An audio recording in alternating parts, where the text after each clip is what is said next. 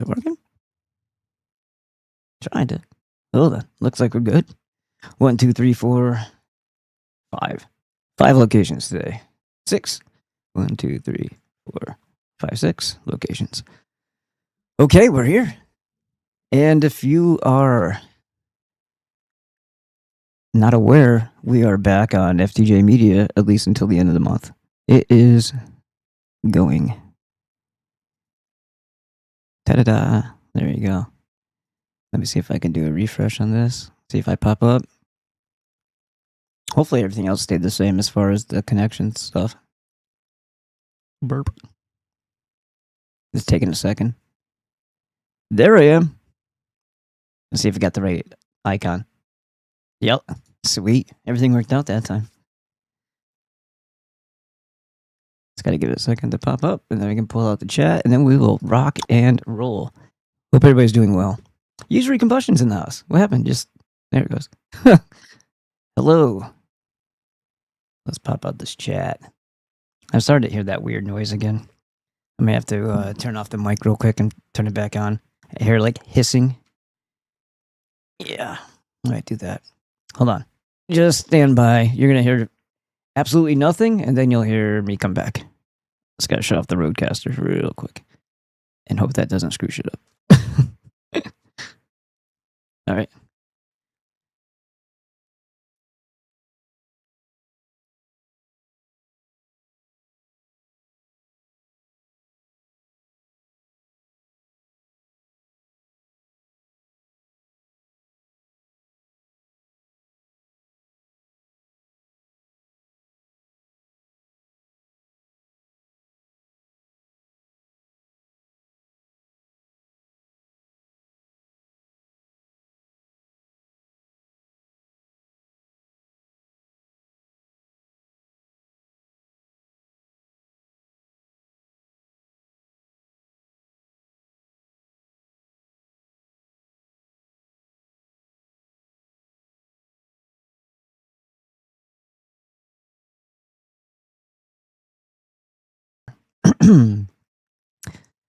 Let's make sure that we can still be heard everywhere. It looks like we're good.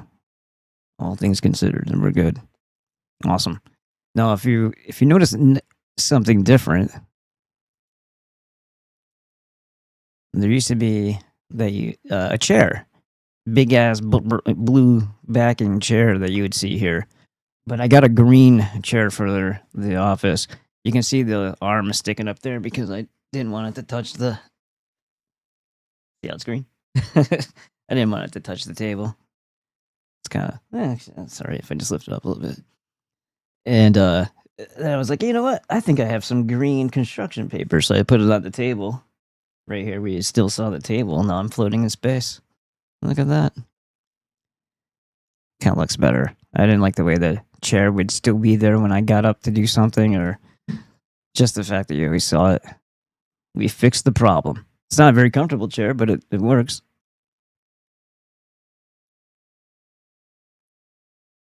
And what the hell did I just do that? Let's go back to this. Why isn't it pulling up? There we go. All right, so if you notice this image here, let's see if I can pull it up on either. Here we go. This is what you'll see now at the Give Send Go, because this is what we're working on.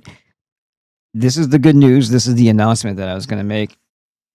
Turns out the British Edda is public domain. You know what that means? That means I can, instead of, and this should probably make Enrich Snowman happy too, because he said it would be cool if you did the Edda. And I was like, well, I'm going to try to incorporate a lot of it into the next, like, Ballbusters, like, Priestcraft, can I say the word right? Priestcraft series. But I can just do its own standalone of the British Edda and put everything in it because it's public domain. So it'd be like a historical restoration project, but enhanced with an introduction of mine, and then maybe chapter by chapter or wherever I decide to like wedge a comment in throughout the book, I'll be like, you know, kind of explaining what you're seeing here. Waddell does a really good job of that on his own, but we're taking it into current event time and the history that has transpired since the time of him writing it. So more dots to connect, more cues or proofs, I guess you could say, of this being that same cult from that far back to now in its manifestations ever since, and where they've popped up in history and so on and so forth, and what they've influenced, what they've affected. And what I was thinking is, if I'm going to do that, then I can also incorporate some of makers of civilization and race and history in key parts that not only show more of the proofs for what the Edda is saying to be historical fact, but also carrying it out beyond there to show the slow creeping of the moon cult, the Saturn moon cult, back into their, like, the Gothic Aryan civilizations, and how it altered things, how human sacrifice was reintroduced and animal sacrifice, and how that usually spelled the end of each of those civilizations, not to mention, these people like the poison wells, so, and everything else, pervert society, anything that's self-destructive, they will encourage. That's why looks maxing is like perfect. On the outside, it's like, yeah, be the best of everything you can be. And then like, with drugs and peptides and polypharma and blah, and bash yourself in the face with a hammer. And yeah, the funny thing about all that is it's only a belief system to be able to affix value to any one of those methods as being something that actually gave you that outcome. Let's say it's a positive outcome. You didn't looks min, you looks maxed. You succeeded in your goal, right? What happens then in puberty? How would you know what was just gonna automatically on its own develop anyway versus what you did along the way? Was it enough of a difference to make a difference? Was this just going to be your trajectory and path regardless? So wouldn't it be more prudent to like wait to your 20s, 25 when your brain matures and then start augmenting if you absolutely think you need to? And in all that time when your hormones are at their peak, why not just go to the gym, get a tan, learn to eat healthy, take the 90 essential nutrients with copper, and what else? Oh yeah, improve your cardio, because that's the biggest thing, right? For survival, for whatever, longevity. The longer you want to live, the more cardio you should do. Sedentary things fall apart. Sedentary things rust. So the more active you are, the more in motion you are. Just like when people wind down after retirement. A lot of times people die soon after that. Or they get ill. Because they were always doing something until they stop doing anything. And if they don't replace that with, a lot of times it's golf. But if you replace it with something, you maintain active lifestyle, or you're got a hobby or a passion, or you're there for your children. If you don't have a reason, then you typically don't continue very long. I mean, that's not the same when you're young, but when you get older and, the constant bombardment of toxins and everything that you touch, smell, and hear, then it'll take its toll on you, especially if your body is in a relaxed mode, like it's powering down. So it just makes more sense to not only stay active in that scenario, but also to wait, because you can't assign success to any one of those methods, because you're assuming at that point everything has to be in an isolated manner anyway. You can't do several things and say this one did that and that one did this. You would have to do each, if they're related, you would have to do each one isolated, because it could have been the HGH that grew your jaw that you shouldn't have been taking at that age or ever. HGH is horrible, and it's also very expensive, but it's also very horrible. It makes your organs grow, and not proportionately, especially with your heart. And why hijack your testosterone and maybe potentially flatline it for good, especially if you're taking SARMs and all kinds of other stuff. Why do that when you're getting the peak amount of it from nature at that moment in your life? It's a gamble, and it's not a good one either. Let's see who's around. Who we got in here? We got 3 people. I don't know if anybody even knows about this. Hey, HR Vet 88. Happy Saturday to you too. And if you're not aware, I don't know if you know, but yeah, FTJ is up for now until the end of the month. They gave it back. So everything works. The stuff is all right there. The format looks a little different to me, though. Usually that's slid over, I thought. No, maybe it's right there where it's supposed to be. I think it's the same. All right, so there you go. Everybody has a place. We're over on Crusaders too. Not sure if that matters, like if there's anybody there or not. Let's do a refresh on this. Buddy 4 has a... That's cool. Oh, it sounds like I'm a lot louder than I am in my headphones. Sorry if I'm blowing your ears out. Not intentional. Usually I have to get real close to the mic. And let's take a look at Kick. We haven't ever looked at Kick. So Kick and... Ah, shit. They always start wondering. I don't want to see that. We're in Tampa right now. This one place cares. is kind of... Tempe? You mean? In Temp? You're obviously not from there. You're calling it Temp. If that's what he actually said, I'm not sure if that's what he said. Yeah, Tempe.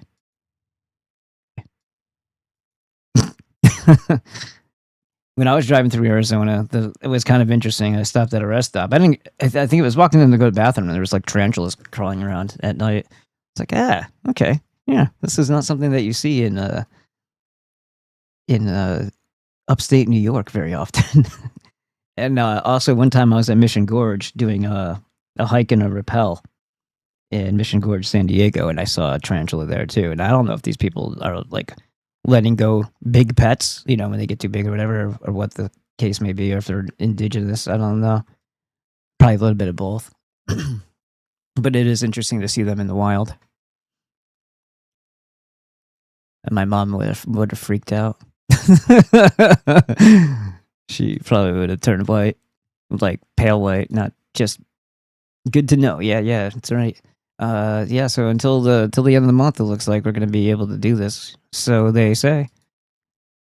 And let's get going here. I was just kind of stalling here to see if anybody else was coming in before we got rolling. It's a little late. I was doing this today. I was pulling these up. I did all the way from Restoring Respect and Courtesy. I put all those into the Spreaker podcast.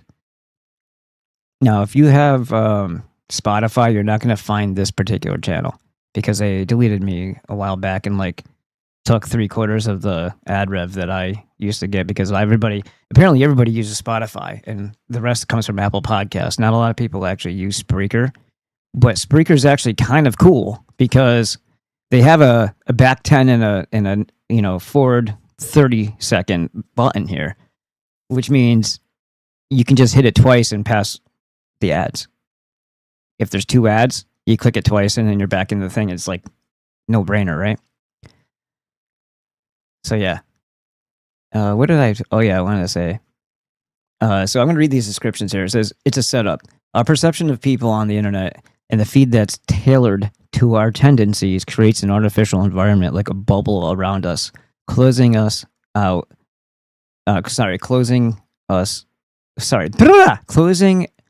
rest of the world. It can lead you into thinking things are not necessarily in your best interest. Things that are not necessarily in your best interest. Maybe today I'll get it right. It can lead you to... I knew I was having a problem today. That's why I didn't get on, because I had something was going on with me earlier, and I was my balance was really bad. I was all shaky. I don't know what was going on. I couldn't see, I was trying to look at a phone or anything. I turned the lighting down and it was still blurry. I was seeing 3 lines on top. It was crazy. And it lasted for hours. That finally went away. It says, it can lead you into thinking things that are not necessarily in your best interest. And you won't even recognize you're being manipulated and maybe even radicalized until it's too late. Maturing together in a messed up society of insincerity. Recent interactions with our content creators has made it inescapably clear that they are running a grift. The egos of people who do literally nothing of value is remarkable. It's eye-opening to witness how much of a fraud these ass clowns are. Peeking behind the content and interacting with them is disappointing to say the least. A lot of them are artificial, filling your feed with regurgitated info like a hamster wheel round and round, as if it's somehow brand new information. Most of these people are just reading a script with conviction, which is acting, and have no connection to their own words or even care about the topic. They are simply there to keep you occupied and give you the impression that there's some mass awareness occurring that isn't happening. They're paid shills by and large, budgeted, and favored by the nefarious algorithm. So they start off with a huge advantage. Yeah, being seen. That's a kind of advantage, right? What that means is you're being force-fed particular people while others are being buried out of sight. All you're getting are the fraudsters and puppets, and they are appealing to your senses only to distract and deceive.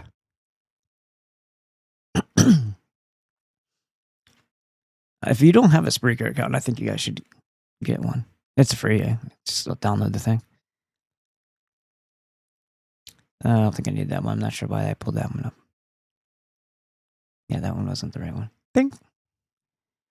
Sometimes I rate a little bit extra in these if I get inspired, and then it comes out pretty well sometimes, and sometimes it doesn't. But I don't write the stuff that I don't keep the stuff that doesn't come out good. All right, so America tell them to get the flock out. I think we saw this. I'm just trying to stop it now because it's doing this spin thing. I wasn't trying to click on it. No, this is actually something we wanted to look at. Yeah. All right, well, there's a couple things going on with Ben Azule. And not that I care too much about the topic in particular, but there is a few things about what it's leading to. It's not any particular element or, all these, it's not celebrity, chasing or like tabloid blah, blah, blah. What it is even though these people are in the spotlight, in the public, like clavicular, there's something else that's happening around him, and it could potentially be something huge and not really involving him, but he's basically the mascot, the jester. He calls up everybody else jester. He's basically, without his knowledge probably, running a distraction for what's really going on with the mafia Israelis over at Baccarat. And if any of this information is true, well, they're going to be, it looks like they're also running weapons. And if they're doing that to New York with their new police chief, first of all, Miami's may as well be Tel Aviv. There's a lot of them there. There's a lot of retiree New Yorkers from Long Island and all those other places. And also straight up Israelis, dual citizens, owning businesses, very rich people. You have Zelensky, you have Netanyahu, all having homes there. And of course, you have a governor who was named Zionist Man of the Year.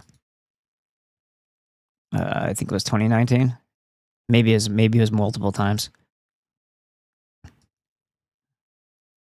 Where was I before I did that?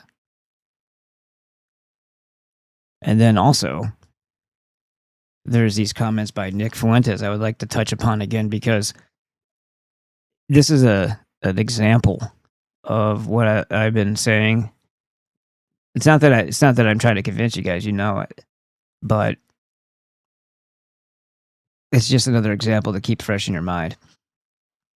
They fed us this person. I never really even paid any attention to him until I started finding things to criticize him about and see like the flaws in his alleged persona as representing one thing, but then acting like another, or constantly reinforcing the parasitic vampire banking cult's, what do you call it, malicious intent for mankind, the hatred and destruction of the family. And then you have Nick Fuentes saying this, and we touched upon it a little bit in the last episode, but he flat out mocks and criticizes people who are good fathers, as if good fathers need any more crap to deal with. Now they're going to put, he wants to place doubt in their heads and make this definitely not straight man.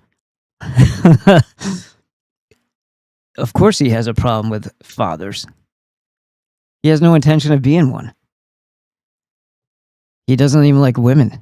And he's a dedicated incel, or which is makes no sense, because involuntary and then dedicated doesn't make a lot of sense. But it's just really, really open and obvious. The whole Tyler Robinson thing. Of course it was Tyler Robinson, and you're a damn idiot if you think that was Israel or any way, shape, or form. Yes, of course. This is the one and only time that something wasn't a false flag or not what it appears to be. Of course, Nick. You're right. It was just as cut and dry as the retards wanted you to believe it was. Well, thanks for the insights, Nick. Oh, by the way, and then you have... and then there's, of course, what he said about... excuse me. About Epstein and how he was softening the blow for that. Do you recall that? Hold on. Where is he? Come on, play. It's not really pedophilia, okay? They weren't trafficking 5-year-olds. It was like, yeah, they were technically not legal. Big difference. Somebody who allegedly doesn't have sex with females and or have any desire to be around them shouldn't really be critiquing or chiming into this. Anybody who doesn't want to be a father shouldn't be chiming in on what fathers. It's like, you don't have the experience. You haven't had the life experience of any of the things that you're acting as if you're an expert or an authority on.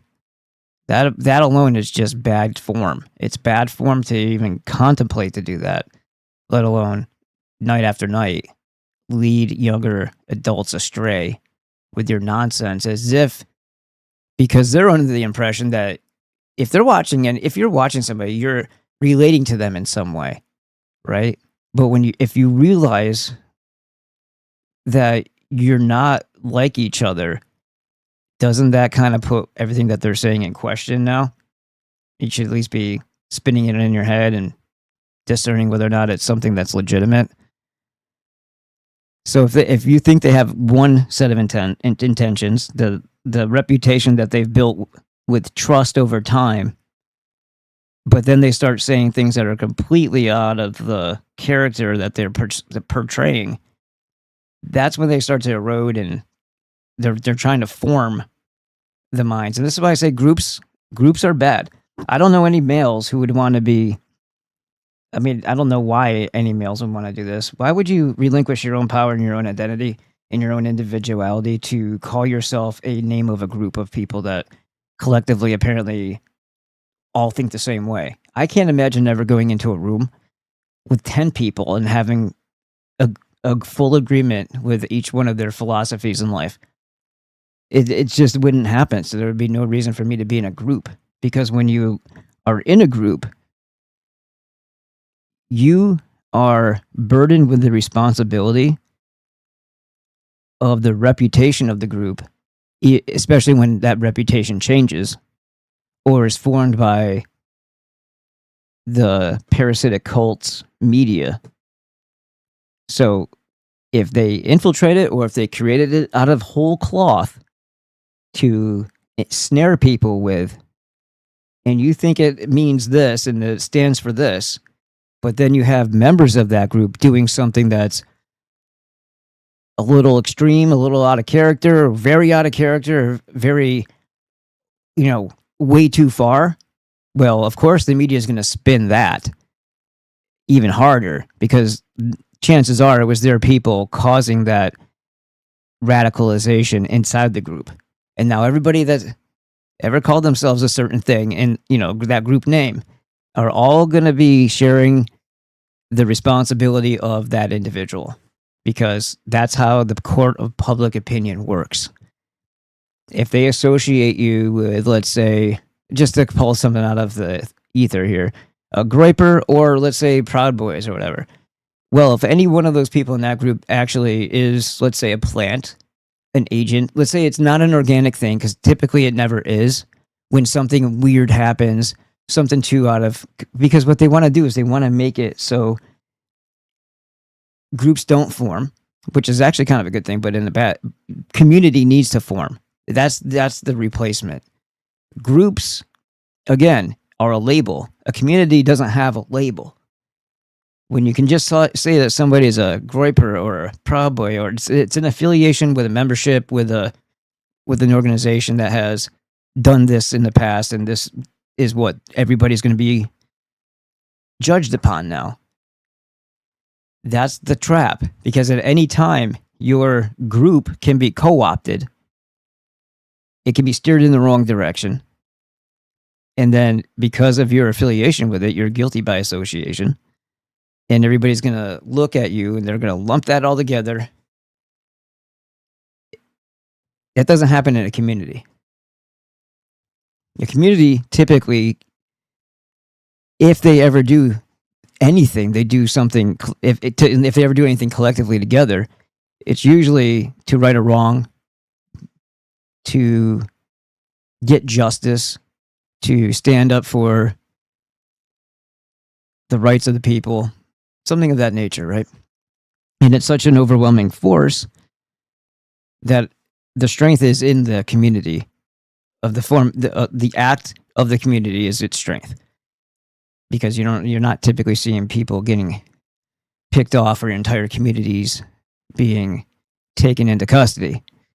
Whereas a group, they can round up groups, and boy, will they have a fun time with the media saying all kinds of jacked up shit. Like, I don't know anything about that Chud guy, but I know what Ian Bylington, whatever his name is, said. And apparently the other dude reached for his gun, and, things happen.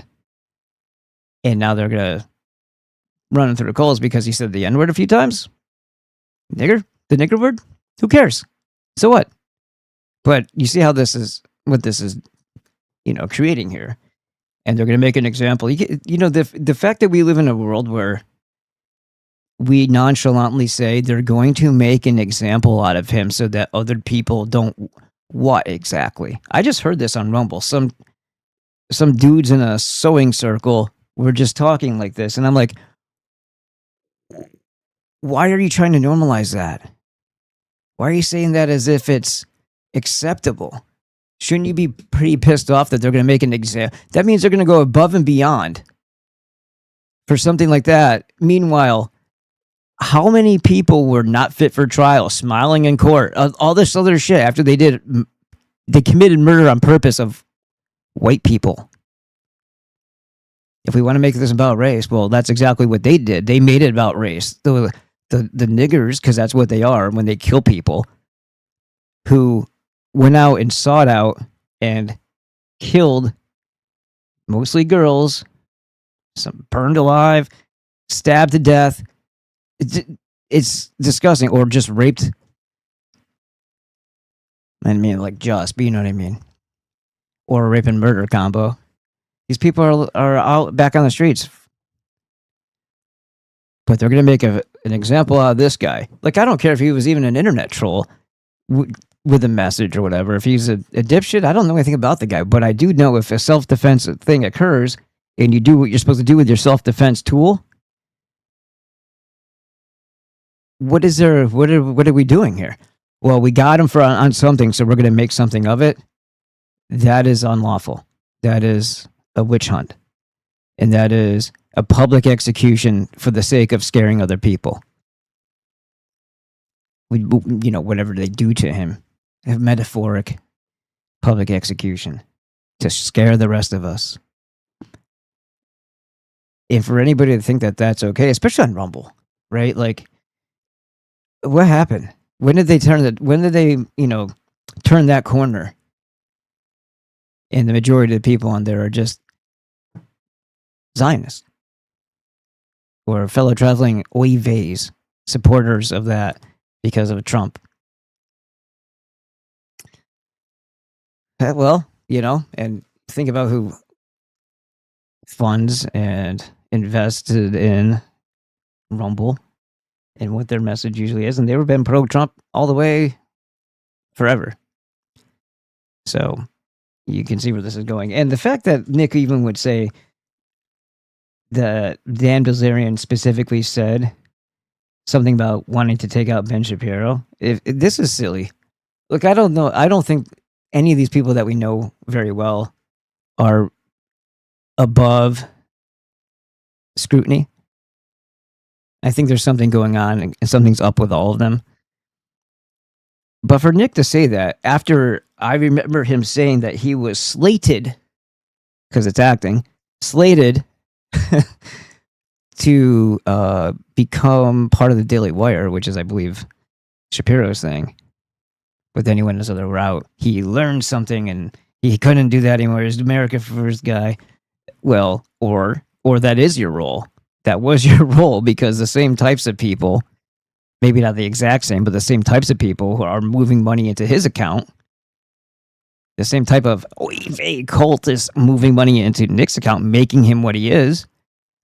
So that was just his role. He basically is working for the Daily Wire, because that's not what the whole thing is. The whole thing is just an operation, psyop for the goy. And Nick is playing his part in it. But lately,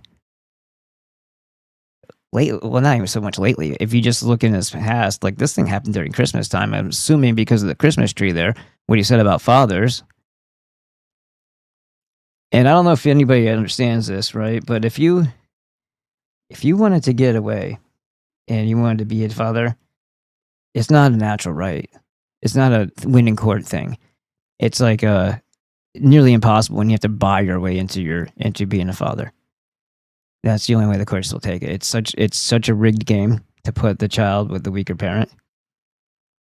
And when I say that, I mean defense. A child needs both, right? So if you either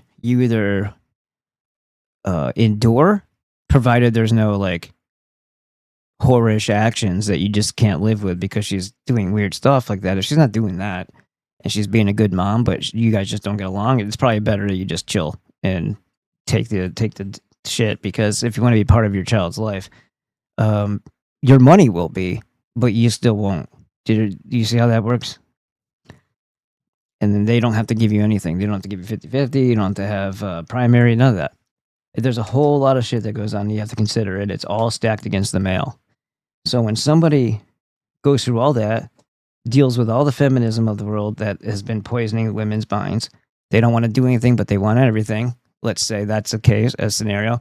Or they're not housewife material or whatever. They don't want to help anybody. They just want to live the semi-single life as far as not having any type of responsibility and the superficiality and the spending and all that, but not be a very good mom. Like that's not something that you want to deal with.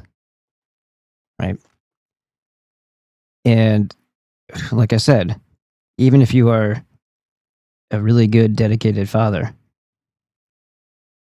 you have this little shit here, making it even harder, because this is the sentimentality that actually creates or reinforces femininity, or feminism. I mean, this is like feminism for males. They were teaching women not to be family oriented, during feminism. Now you have Nick over here doing the same thing for males, trying to talk them out of marriage and children, and how it's all boring to have a child. It's not. It's really not. It's a purpose that you can find in life that will be very rewarding and maybe give you purpose that you didn't have before. Maybe it'll spark something in you. Maybe it'll activate something within you that wouldn't have been activated otherwise. And if that's the case, well, Nick will never know about it, will he? So let's just hear this vile, disgusting asshole here. I can't wait to be a dad. I can't wait to be a husband. I can't wait to go to my kid's graduation. It's like that shit is boring. Says the fucking 26, 27-year-old homosexual who takes money from child killers. Let's just keep this all in perspective. America first. Yeah, I told you about that mantra, right? Yes, America will be the first to fall. America will be the first to be nothing but data centers.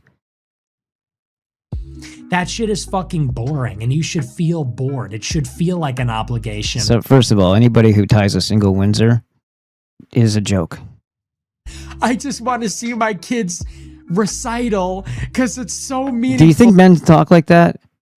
When they're being forced out of their child's life, yeah, that's how they talk because they actually love their kids. So you mocking them like that, you little fucking pissant. I'm not sure where you think you're going with this or who you think you're appealing to, except for single guys who now think that it's gay to be a dad because a faggot told you. Like, men have become so sentimental. Yeah, you know what this is? It's called hurt and pain, dude. That's what it is. He's describing what it's like to be pushed out of your child's life. And every moment that you lost with them, the ones that you get mean a lot to you. And this fucking piece of shit right here, this Jewish puppet, is trying to break that down. It's trying to plant the seed in the heads of young adults that being a man and being a real man and being a father when the time comes is bullshit. It's a waste of life. It is dog shit is what this asshole thinks. Is not. Yo, what is even this? What is this? Hold on. I don't care about this guy's commentary. That is for faggots. Okay? These overly sentimental men. It's like it should be a chore. Because it's not like the deal. What happened in your family, Nick? What were you? Were you hatched? Like, why? Look at the anger in the face. Well, are you envious? Did you have a shitty childhood? Is this the reason? I mean, something happened where you probably didn't have a dad if you turned into a faggot. You were probably around the mom a little bit too much, and maybe she was a little on the Libby side. I don't know, but it appears that you're an atypical man. You're not the majority, and you shouldn't be speaking as if you speak for everybody. And to go on this tangent and this rant so completely unself-aware, it's just another one of these stupid positions that he had, like with the Tyler Robinson. It's definitely not the Israelis. It's totally not the CIA. It's totally not the feds type of position. It's totally Tyler Robinson. And if you don't believe in that, you're a retard. Okay, so shaming. He's shaming again. The 4'8", 110-pound man is shaming other people. I don't know what your stature is in comparison, but if any of you out there who are sturdy individuals ever consider yourself a groiper, I would have to ask you to ask yourself, what the hell's wrong with you? I don't understand. Just the thing, it's the same thing with the Bears, right? With Owen Benjamin. Why are so many men looking to be followers rather than leaders? And they don't seem to be very picky if the two people that, in my examples here, are Nick Fuentes and Owen Benjamin. It's not very picky. Like, yeah, Owens, yeah, just do what I do. Sell a condo that you had in LA that you got for like $400K and then resell it for $11 million. You idiot. Why can't you just be like me? Oh, yeah, I'll take your $50 if you mail me cash. I'll take your $100 if you mail me cash. And I might even read your letter before I start mocking you or blocking you. You're banned for life. You're banned for life.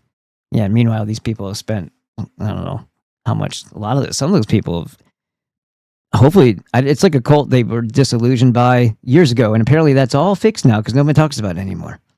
There used to be Instagram pages of people who were slighted, is that the right word? By Owen after being loyal, contributing followers, said something that he didn't like or read it wrong.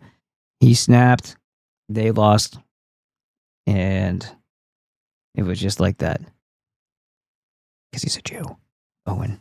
It doesn't matter what the rhetoric sounds like most of the time or if he's entertaining, that's part of the gesturing. That's what this guy is too. The jester pushes you. The jester pushes you. He's the litmus test to see what the people will endure. All of COVID lies was gesturing to see what you would endure, what you would put up with, what you would accept. And now they have an outline. They have a template for the Hanta, whatever the hell else they want to throw at you. And they're going to go, if that was the test, the real-time action in the next fraud, the next lie of a virus, they're going to be exponentially more severe. And it will be the last time. If you go lockdown, you're not getting out. And yeah, there's a couple other things I'd like to mention too, because there's a definite thing occurring. And if this pans out the way I think it's going to, there's going to be false flag attacks against Jewish communities, and it's going to go well beyond just them spray painting swastikas on their own buildings. Swastikas. Yeah, it's going to be more like terrorist attacks, but it's going to be from them. And this is where it goes back to Baccarat, and goes back to Miami, it goes back to clavicular. If it happens, if that isn't the route, well, the method's still going to be the method. And why it doesn't get stopped is because you have to first understand the environment that you live in. This veneer of a justice system or authorities or police, that's all for the goy. The other people are above the law. And whatever they decide to do, no matter how obvious it is to other people, no matter how many people they catch on the day of, like the World Trade Center, like 60 of them, all with Israeli ties. Plus, that's not, I don't think that's including the dancing ones. It will all get washed away. And they're going to blame this on European racist white males. Some domestic terrorists. And then everybody will be labeled a domestic terrorist. Palantir will kick into action, and people are going to start to get rounded up. And where will they put them? Because they're going to take everybody. Where do you think they're going to go? They're building an awful lot of buildings, aren't they? I'm just saying. Marriage is like, look, men want to have sex with hundreds of women. That's what all men want to do. Men want to have sex with hundreds of women. And yeah, I did that though. And then I was happy enough to have a really hot girlfriend, and we had a baby. And she's in the other room, both of them still. See? And actually, by the way, the last couple of weeks have been awesome. Like the the constant turmoil is gone. Things are looking a lot better. And the only thing that really changed is me. Did you ever see the Crocodile Dundee when he does this weird thing like this with the bowl? I feel like I've been doing that lately. Petting it to sleep. And men want to live alone. Men want to live alone and have sex with hundreds of women. I did all that till I was 36. And what happens is you have sex and you have a kid, and then you're obligated to like stick with the woman and raise the kid, and that's why your testosterone. You see how he says like the kid? Like the so dismissive, like that part is the most horrifically disgusting part of it all, right? Being bringing life into this world. Like there is nothing that's more important to me than my little girl. Okay? So I don't even know how human beings can be produced who think and feel the way he's describing. You have to have something broken inside of you. Something that didn't activate at the very least when you found out you were about to have a child, or when that actually occurred and you were holding him holding the child in the delivery room. If nothing changed in you, I would think that there's a mechanism inside you that doesn't exist because you're not the same, or broke. Maybe a hardened life, maybe your own trauma broke it. But usually that's the type of thing that would heal some sort of trauma, but it doesn't, I guess, all the time. But again, like I said before, you can't bronze a turd. You can't expect shit to not be shit. It's in its final form as shit. So if there's shit out there and they have children, I could totally see that being the thing. Because they're shit. They're hylics. They're low forms of breathing and talking cattle. And those talking cattle have no concern for anybody else. And only self-serving, selfish behavior. And anything that's a minor inconvenience, he falls in that category. He's telling you that he falls in that category. I'm not the one saying it. He is. He's telling you that he is devoid of empathy, compassion, and true human emotion. He's an incel because he's bitter. He's bitter just like a Jew is envious and bitter of everybody else. He has their personality and he has their money. What's left? Down, you kind of stop being a man for a little while. And then then you're in it. Okay, all right, now I'm going to raise my kids. Now she's going to take care of me. What kind of a fucking negative outlook is this? This is you making shit up in your head as you go along. In the most negative, worst case possible scenarios you could drum up as a gay little man who has envy because no matter what he does, a baby's never going to pop out of a guy's ass, so he's never going to have a child. And even if he squeezes really hard, he'll never be able to pop a baby out of his ass. So obviously he's got to be pissy. He doesn't like women. And he's an incel, so he says. And he makes eyes at dudes with fucking cat ears on their head. And he sits like a homo with his legs crossed. Old lady, that's the deal. But guys want to be Lots of Jews do that too. They do the legs crossed thing. Mom now. Guys want to be super mom. To still be a strong man and have empathy and apathy, right? Nick Fuentes just basically watched too many movies and now he thinks this is what happens in real life, in reality. Yeah, it's not a first-hand. This seems like what the red pill movement produces, right? Like this seems like the byproduct of that. I hope not. Nick Fuentes is the byproduct of the red. Well, yeah, but what does that mean though? That means hijacked because the red pill is supposed to mean like you're just aware of things and you know how things go and you're a realist. This isn't realism. This is having what do you call it? Not a bias, but it's cynicism. It's not realism. This is cynicism. It's a whole other level of things. This is somebody hurt you, or you're just a degenerate from the start, and your mask slips whenever there's a conversation of accountability. Because if you have a child, there's accountability and responsibility there.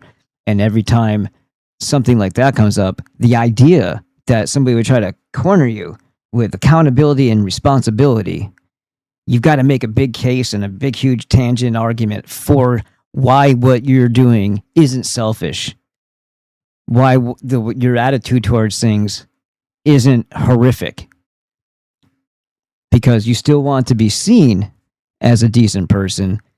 You just don't want anybody to ever test that, because if they test whether or not you're a decent person with a little bit of accountability and responsibility, you fall apart. You lose your mind. You can't take it. You get cynical. You get resentful. You blame everybody else in the world for it. Sounds like a Jew, right? Right. Wow. They want to volunteer for the kindergarten Christmas party. I'll bake the cookies. I'll make the arts and crafts. It's just so fun. You have these like faggot millennial dads in fucking graphic t-shirts. Faggot millennial dads, huh? Do you know what making the memory means? Being there in those moments that the child remembers. They remember things episodically. They remember the moments, the time that you put in. Time is the most valuable thing with you and your children, and they get old quick. They get older quick. Time is very fleeting. And if you're missing everything one of the moments because you thought you had something better to do than to make your child smile, make your child happy, build that relationship. Nick, let me ask you something. What type of father are you asking people to be? Do you think that child, if they even speak to their parents when they get older, do you think they're ever going to take care of them when they're elderly? Do you think that there's going to be a lasting bond and a relationship with the grandkids, or is that just even more bullshit, having grandchildren? You act like having children this is not by any chance a depopulation sermon, is it? Of not having children? Are you telling the white race and everyone else, basically everybody else, just to stop breeding? You want to have sex with all the people in the world you want, but don't get them pregnant. I can tell you something, buddy. That life gets boring. It's not as fulfilling. Or as rewarding. It's fun for a while. You get burnt out on the clubs. You get burnt out on the alcohol. You get burnt out on the cocaine. Nah, maybe not that one. No, I'm just kidding. And it's just okay. Now what the fuck am I doing with myself? And you should constantly be trying to make more new goals for yourself as you achieve the ones you had before. And life shouldn't stop because you think that you did everything on your list. Well, were those goals too easy? I mean, this is your one time to live that we're aware of. Make bigger goals and then go for those ones.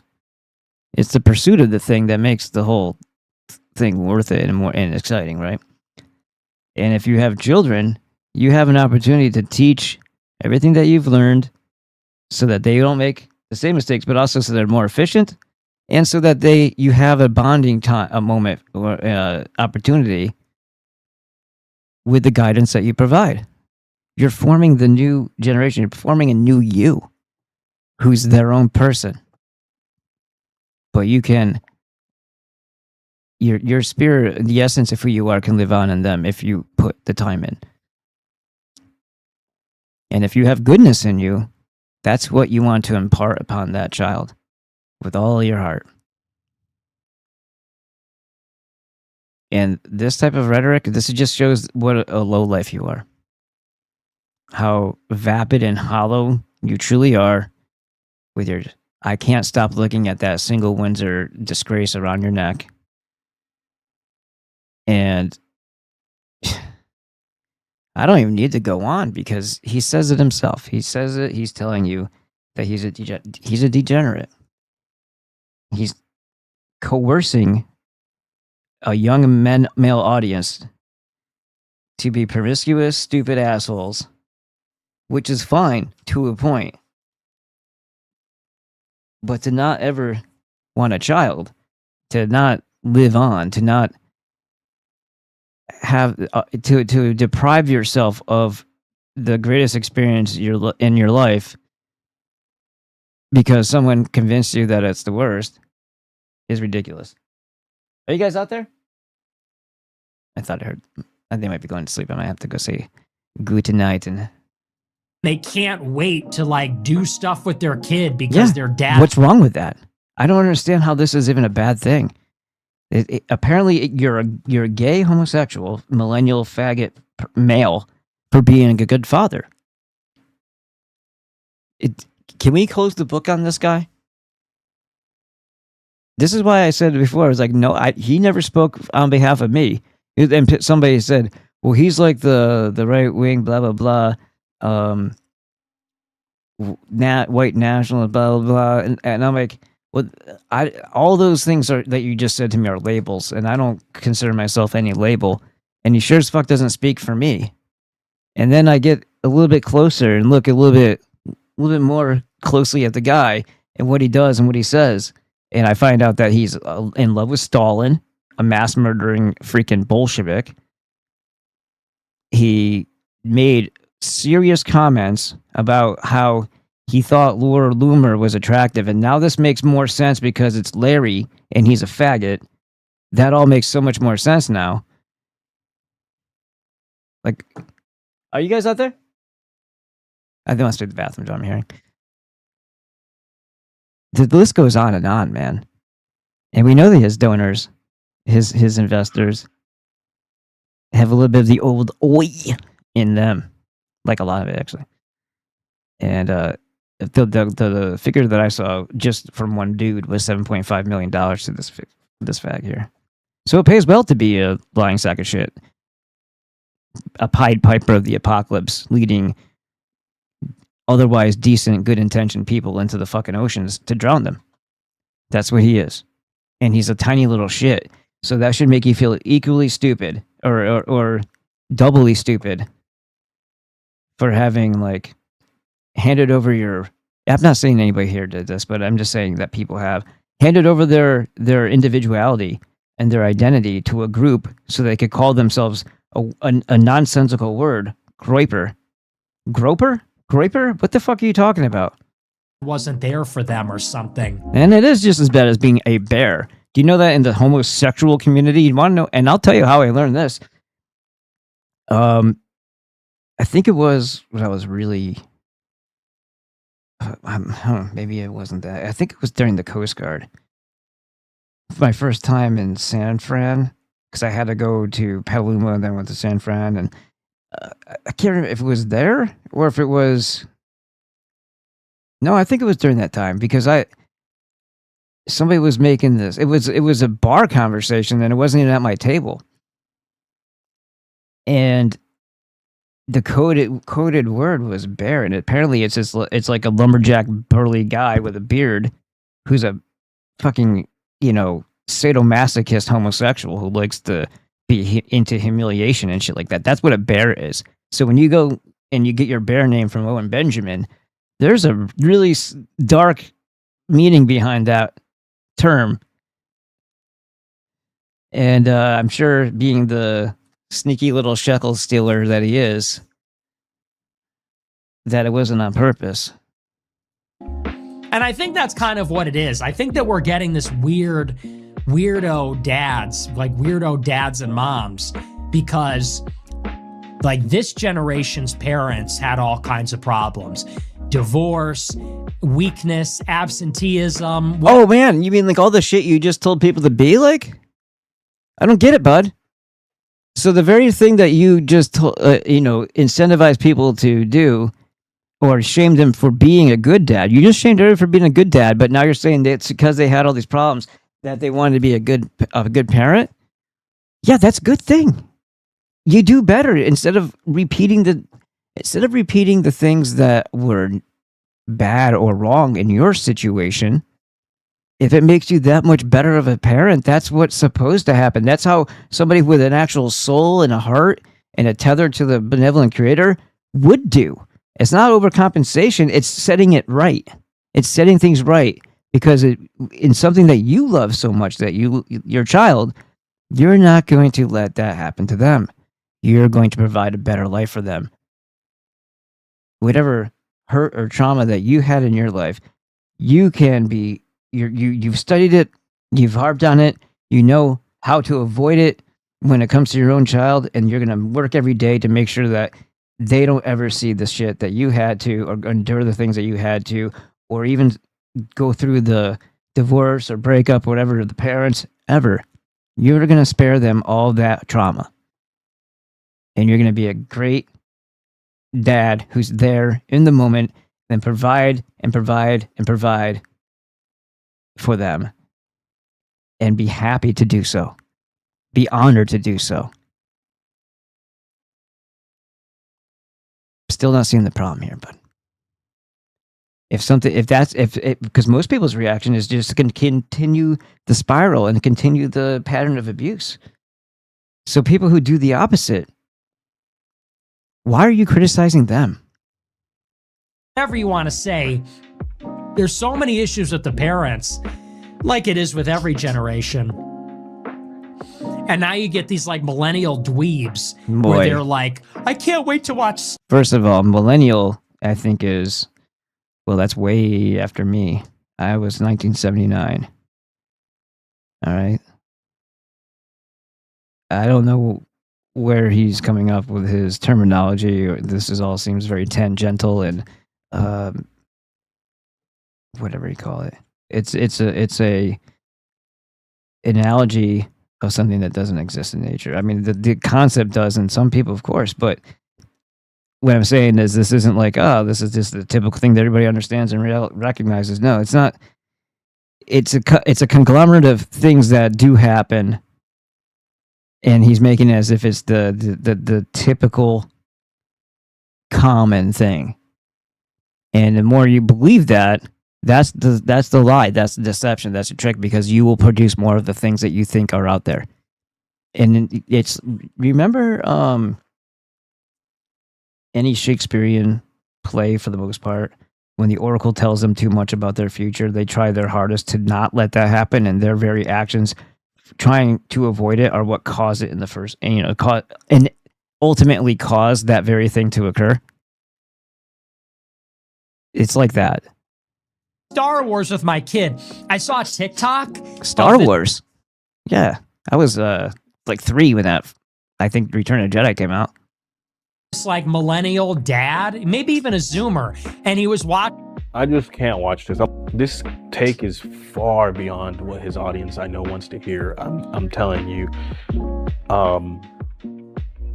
Wow, dude, that's disappointing. You know, I know his audience is disappointed for sure, dude. All right, thank you. Takes. So I guess it's like his take on things, like reaction videos. What the fuck? I mean, he's 290. Is that gonna hurt anybody if I just subscribe to him? There, we use this video. So there's that, and there's that. We'll get to that in a second. All right, so I pause this in just the right spot, I hope. Let's see if I can make it a little bit. No, that's not gonna work. All right, so just gonna let him speak. Gonna let him do his thing. Pierce is like, you're a closeted fag. And he's like, yeah, kinda. Yeah. Okay. Fine, yes. And then he's like looking for cocks by the end of he's just completely unraveled, and he's got his hands out ready. Yeah. Are you actually attracted to women? I am attracted to women. You're not gay. Those fucking bitches, I'm attracted to them. They hate me. You had to pause and think about it. Which way do I go with this one? Do I tell him the truth? He is Pierce after all. The Jew protector. No. But I will say that women are very difficult to be around. Whoa. He's not gay, but he doesn't go around women, and he's a deliberate, intentional incel. A dedicated incel. Involuntary is what in the in part is involuntary. If you say you're doing it on purpose, it no longer becomes involuntary. Involuntary means you just suck. Look at his face. Yeah, women are hard to be around because you're 5 foot nothing if you're even 5 foot. Hold on, let's have a look. How tall is Nick Fuentes?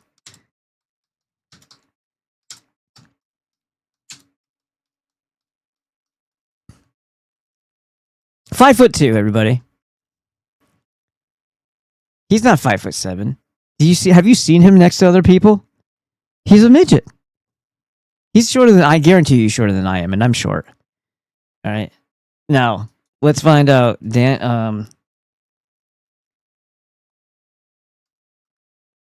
Is it Danny? Yeah, Danny Padilla. Danny Padilla is and was 5'2". Do you want to know the difference? Danny Padilla was is an amazing human being, but he was an excellent bodybuilder. He didn't let somebody else's preconceived notions about what his limitations were stop him from being a bodybuilder. And a pretty fucking impressive one. Now here he is, you see him, right? You think that guy went through life being a little sullen piece of shit, shitting on everybody who has something that he doesn't?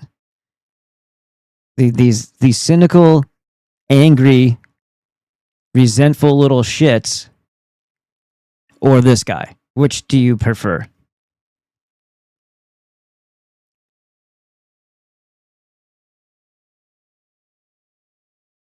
Danny Padilla's story part 2 told us. So, I mean, you can do something with anything that you're handed.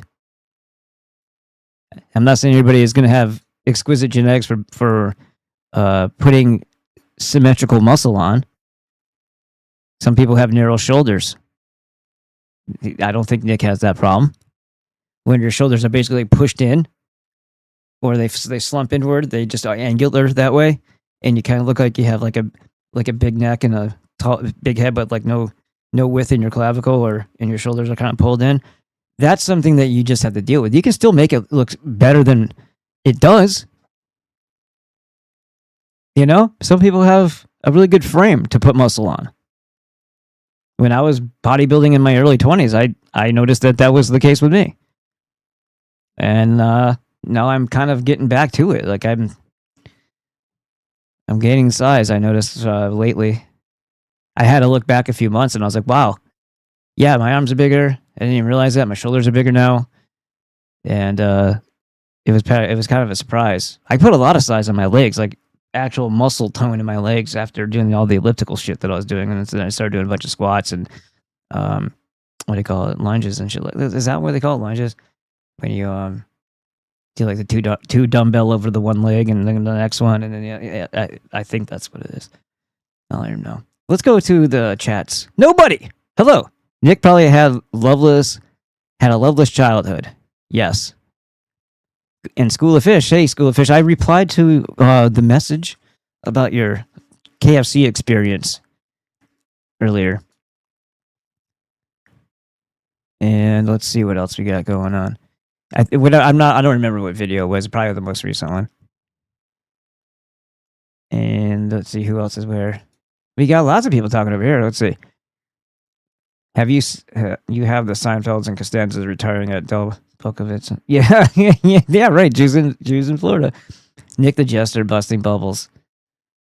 Great news. Yeah, for the FTJ, amazing.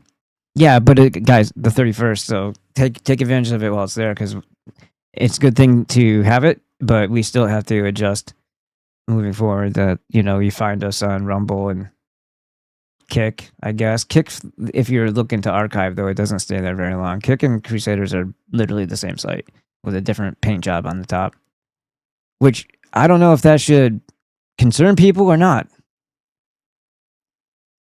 Honestly. Oh yeah, I'm going to make shirts. I'm going to get people's ideas for what they want on theirs. I'm going to get myself like a new tank top with the Ballbusters thing on it. The last one I made still had Joshua TV on it. And I'll, well, I can't even put FTJ on it now. Fuck. Independent all the way. It'll be dated if I do that, which is fine, you know. Yeah. So what was I saying? We got the far right, blah blah blah. Look at this. I showed you the Boston University thing before, didn't I? We'll get back into what we were just looking at here because he hasn't finished his diatribe.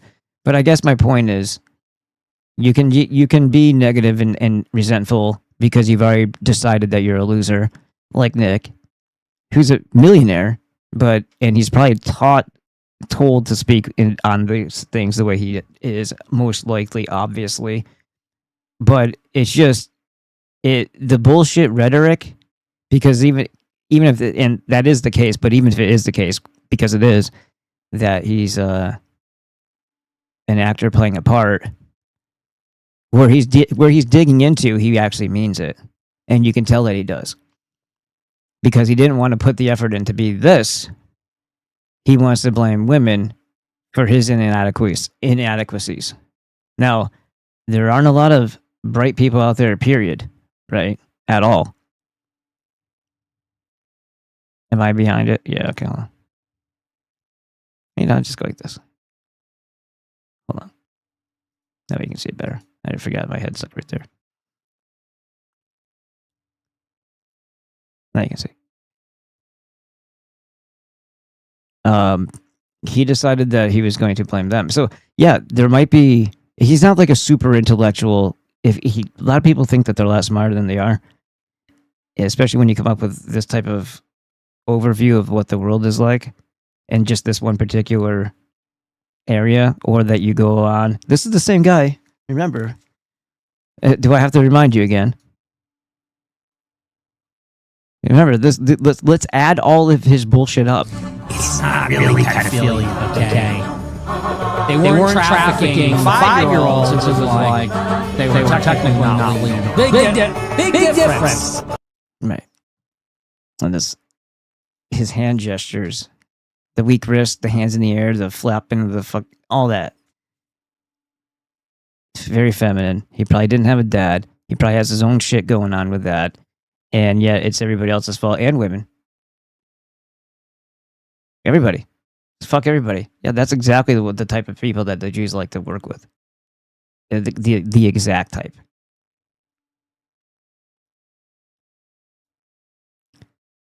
Because it doesn't take much to wind them up, and they'll be more than happy to sell out mankind, point them in the right direction, give them a little bit of power, give them some rhetoric, and give them money. The money, the people like Nick would probably do it for nothing. So there's that. Let's hear him come out of the closet a little bit more here. Okay. So there's that. Right, there's that women are very difficult. All women have a problem with him. It's kind of this is again the parasitic vampire mentality, right? Because what is he actually saying? It's their fault that I got kicked out 109 times out of 109 countries, thousands and thousands of times.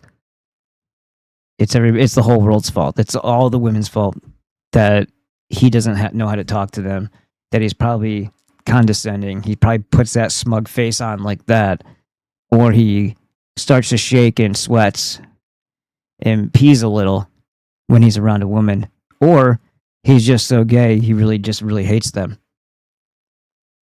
Maybe he turned gay because he thought, hey, this is a cheat code, right? He can get along with the boys, especially if they wear cat ears. Do you think they should have the right to vote?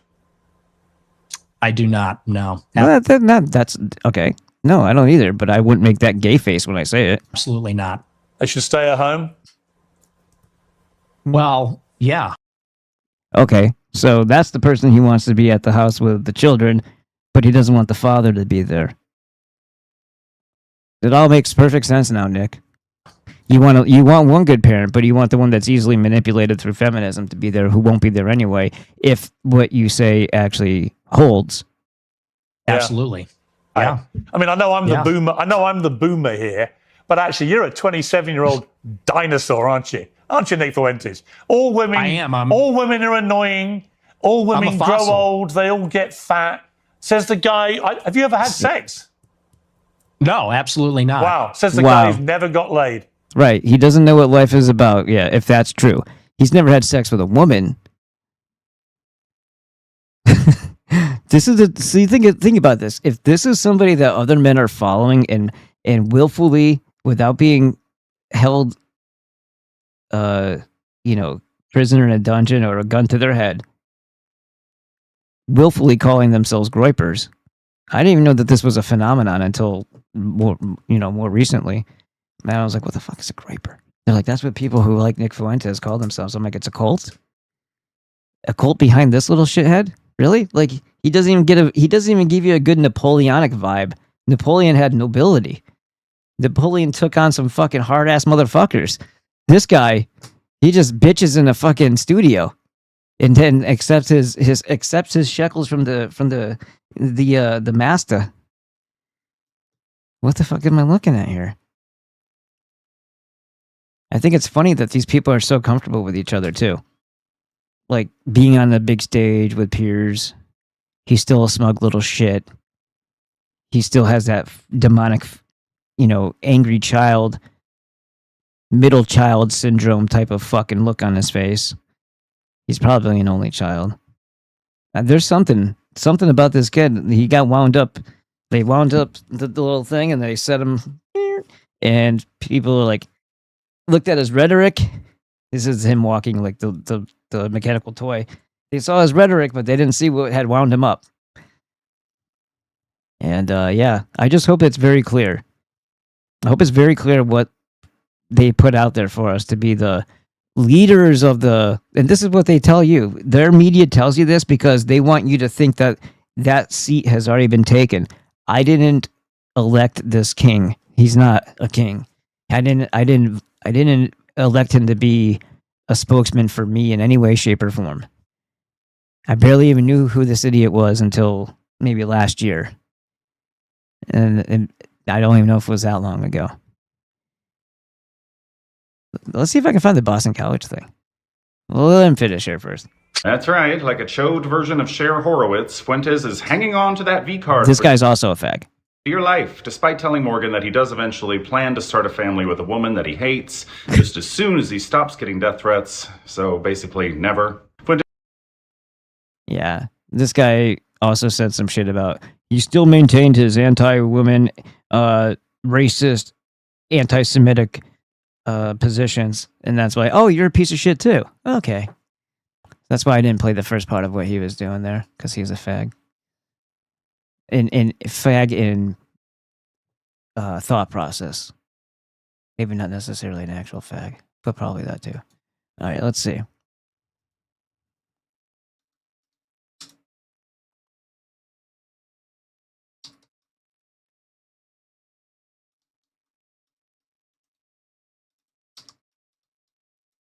I typed the letters. They don't sometimes they don't pop up.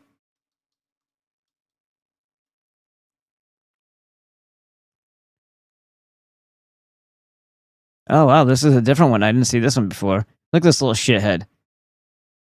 Doesn't he look? He looks deformed here, dude. He's got a lot of work done, or what the hell is that? What is that face, guys? Tell me, what the hell are we looking at here? Those are awfully Sephardic looking eyebrows, are they not? And his last name's Fuentes, eh? Oy vey! I'm just saying, I don't know what he is. Charlottesville white supremacist rally participant. Look at this. Charlottesville white supremacist rally participant. And they brought out this little rat with a single Windsor fucking tie again. God damn the tie. The tie. Ugh. The crimes of this man have no end. He is not. This is a war crime at this point with the ties. Supposed to be entering Boston University for my I sophomore don't even open up my mouth when my teeth don't ever separate when I talk. year, but in response to recent death threats and threats against What do you my think you fucking because you're a fraud. First of all, anybody who goes to a thing that's called white supremacist, I don't care what anybody's going to say to me right now, you're an asshole. Okay? Because you're missing the point of what the problem is. Okay? The bioweapon that the Jews have foisted upon us would never have been foisted upon us if it wasn't for them having the power to do so. So what's the main goal here is to eliminate that which continues to flood us with bioterrorism in the form of rapey, stabby niggers, right? Or is it the blacks of the whole world that are your problem? I don't think they can. I've never seen them create a civilization or destroy one. I've seen Jews do that using them, but I haven't seen. There's no organization on their level without the Jews doing that too. So, what do you think is the bigger problem here? They're using shit-slinging, shit-rolling freaking Indian fucks too. Yay. A new flavor. But again, what's the bigger problem here? You know, I can point to having in my lifetime, because I actually go out of the house and do things and had my whole life. I didn't have superficial retarded friends. I picked my friends because of the people, you know, the type of person I am. That I wanted to hang around people that were like that didn't have bad habits, doing stupid shit, causing problems, getting in trouble, being a scumbag to others. I picked quality people, and sometimes they had different ethnicities. Oh my God. Because that's reality and that's the real world. And being in upstate New York, man, everybody conforms. Everybody wants to be like, the majority of the people there are German, Irish, and Italian. I mean, a lot of Italians. Even in upstate New York, lots of Italians, Italian, Irish, German. Every time, Italian, Irish, German, Italian, Irish, German. If you don't fall in those categories, people want to be. They like the calmness and the peacefulness of that type of neighborhood, that type of caliber of person. They aspire to do that.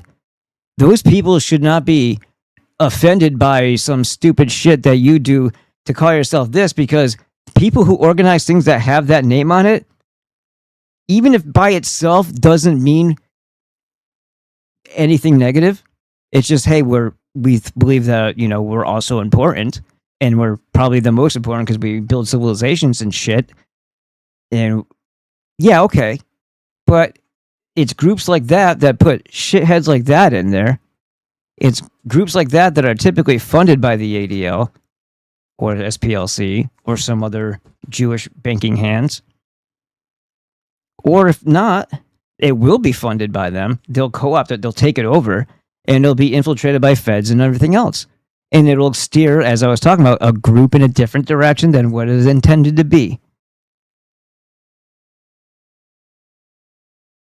So this is what he's saying, that he left a student from Charlottesville, white supremacist rally. So he went to the white supremacist rally and he leaves Boston University because of death threats. Do you not see how this is like, I was hanging babies out of a window and now they don't want me in the neighborhood anymore? It's like, yeah, I know. What a bunch of jerks, right? It's the impression of the public on something like that is never going to go over well to where you're going to be like, what's up, Tyrone? After that, because Tyrone doesn't want to have anything to do with you after that. You understand? Because the impression that the court of public opinion on the not so smart mind, plus the fact that you know these types of organizations are perfect targets for infiltration, brand new, very enthusiastic members. And they're going to give, even if it's just by shitty reputation, like embarrassment, they're going to do something to undermine the integrity of the group. And when you're in a group like that, that means your integrity and your blame is also connected to whatever that label for that group is. So if you want to continue to like claim those labels without anybody asking, claim those labels, like you go out of your way to say WFP, WN, when the majority of the people that are involved in that still think that Hitler gassed Jews. Why do you want to associate yourself with people who don't even understand what being a National Socialist is? Or that they were noble people? And that all the horrific things that the Jews said about them never were true. There's people that still are full-fledged. They actually literally are the neo-Nazi because they're not National Socialist. They are the caricature of what the impression of people who don't think or research have of what Germany used to be. That's all been manufactured through lies and deception by the feds, the ADL, and your historians. And yet you believe it. You believe your enemy. The very enemy that you say you have, you believe it because you're associating yourself with said group. And what kind of character is that person if they actually did believe that Hitler actually did those things and they still would want to identify as a supporter of him? Because, I mean, then you get into the whole, well, he did this to the Down syndrome people. He did it to all the people who were homeless. It just goes on and on. Yes, they were jerking people off until they died, too, and turning them into lampshades and soap and all that shit. Obviously, I'm being sarcastic right now.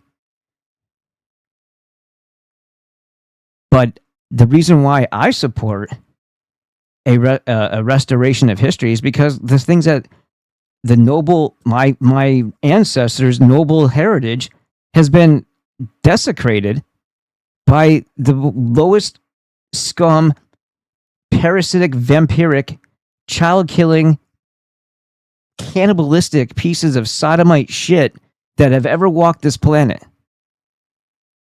And that's not okay, because there's noble Germanic people on one side and a bunch of demonic parasites on the other. And the demonic parasites are are poisoning the minds of all of the world with a false impression of my ancestors and my heritage. I have a problem with this. If there was something legitimate about anything that they've said about, because when they were the Bolsheviks, did anybody ever hear about those fucking guys and all the crimes that they committed? And all the mass murders that they did? Or are we too busy worried about the fucking Jews that were, the ones that were put to death were the fucking Bolsheviks. They were the communist insurgents. They were the ones that were stirring up trouble and causing harm in Germany.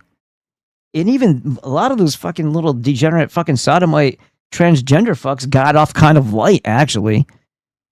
They just weren't allowed to roam. Most of them fled.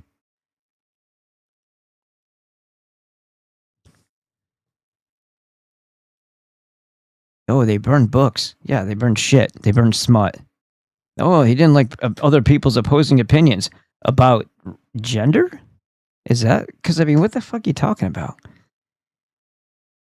Yeah, I'm not going to cry if all the transgender books get burned tomorrow. That would be great if they were out of the public library in the schools. That's a fucking terrific idea. Why don't we do that as our first community action? We'll even, you know what? Because we're not scumbags and we don't want to be seen as ignoble. We go in there, we pay for the books that we're taking out of there. Even if they're not for sale or accepting the money, we put the equal amount from jacket cover price. However many of them we take, that's how much we leave. And then we burn the motherfuckers in big ass piles as a community event. Something for community bonding moment. Build a family within the community. Something that everybody can get behind. Get behind a nice big bonfire of fucking smut. What a great idea. That'd be a good phase one, wouldn't it? To build up your confidence to the next thing, which is fuck the data centers or whatever the case may be. No more CRT. You know? To hell with the vaccine schedule. Move our way up. Physical safety, I decided that that might not be the best idea. When you start receiving death threats to the extent that I have, look like a little dweeb Poindexter, and then go to something called a white supremacist rally, and it's just funny. It's just funny to me. Like, I'm sure the people that were actually at that rally, even if some of them were fucking spun out of control in their heads, looked at him and said, "What is this? I don't want to be associated." Like they got the armbands, they got the SS flag. They look at this guy and be like, "Oh shit, I don't want that to ruin my reputation." it just becomes a liability to my brand, to Your brand! my academic success and everything. Oh my god. Superficial. That's like, I'm a fraud. I'm LARPing. Nothing I say is real because I just called it my brand. My brand means you're pushing a fucking fairy tale. You're scheming. It's marketing. When you say something like, just like clout, if you're here telling the truth about history and putting yourself in a potential to be completely eviscerated and blacklisted from fucking everything, because social media is where they go to determine whether or not you're going to get a job too. If you do this and you're looking for clout, there's a whole lot of other things you could be talking about on the internet, and it'd be a whole lot less of a stupid path. The only reason why it works for these guys is because they've been manufactured to be the counter to the Marxist leftists on the other side of the Jewish freaking hellhole of perception, right? So it's not like you can just jump into it and get it only if you're easily manageable, easily controlled, and don't really give a fuck what you say as long as the paycheck comes. You don't actually care about any particular outcome, because if you did, and if you think that there's some sort of security in your position in this world because you're helping them reach their goal, I think historically that would be proven otherwise. So maybe it's not a great idea to be a sellout. Oh yeah, because that's the person you're going to trust, right? That's who you're going to trust. You're going to trust the diabolical, demonic child killers to keep their word. Well, I mean, I guess you've thought it all through. Else, when you do have to worry about people ganging up on you or whatever, it's disturbing to me the level. Dude, am I getting a Malcolm in the Middle vibe here? Let's see.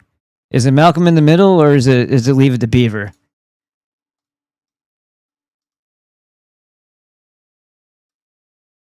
Yeah, I thought it was OLM.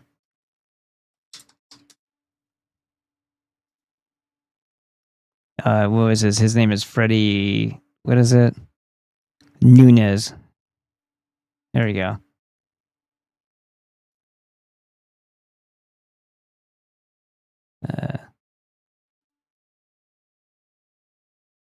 Oh, it's a small picture? Come on, bruh.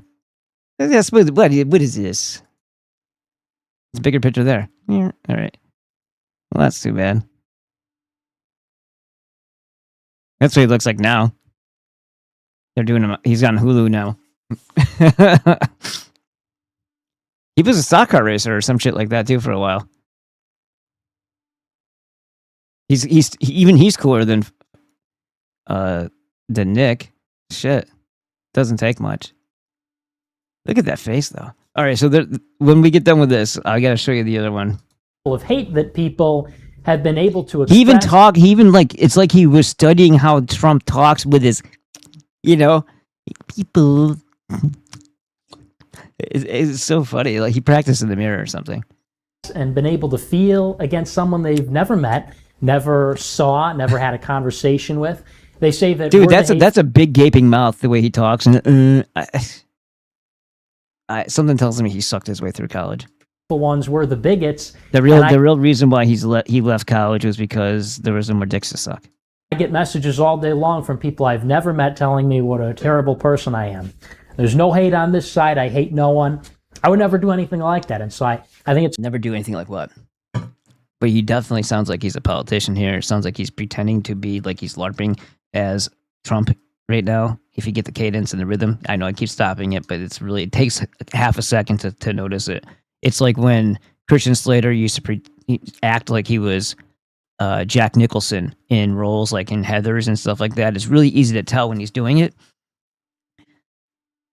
Once he mentions it like he did on Saturday Night Live, and you hear it, you see it in a lot of his performances that he's kind of like mimicking Jack Nicholson.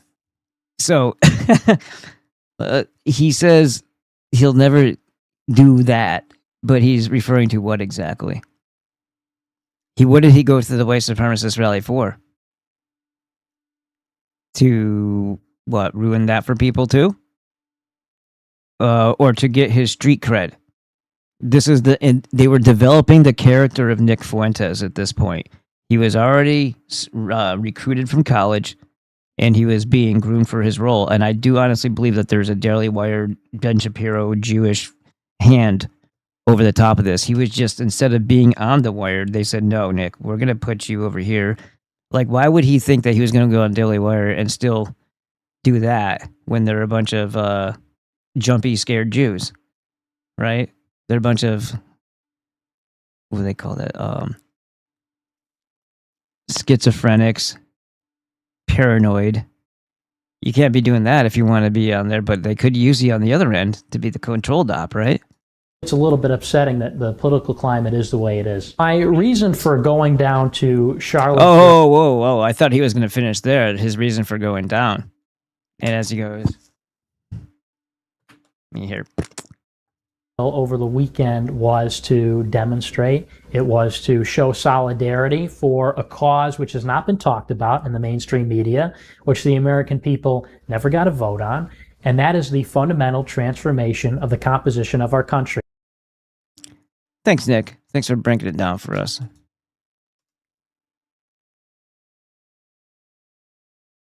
That's the same thing, the same gurgly, gurgle. All right. I think I have to look for it in my history. I'll find it. It's really short. I think you've seen it before, but this one when he was in Boston College is pretty funny. Oh yeah, refer you from here.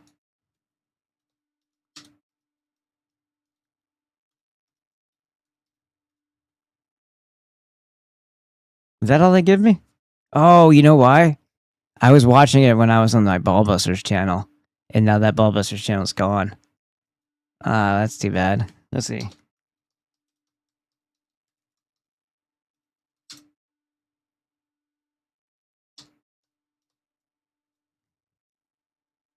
Yeah, there it is. Right there.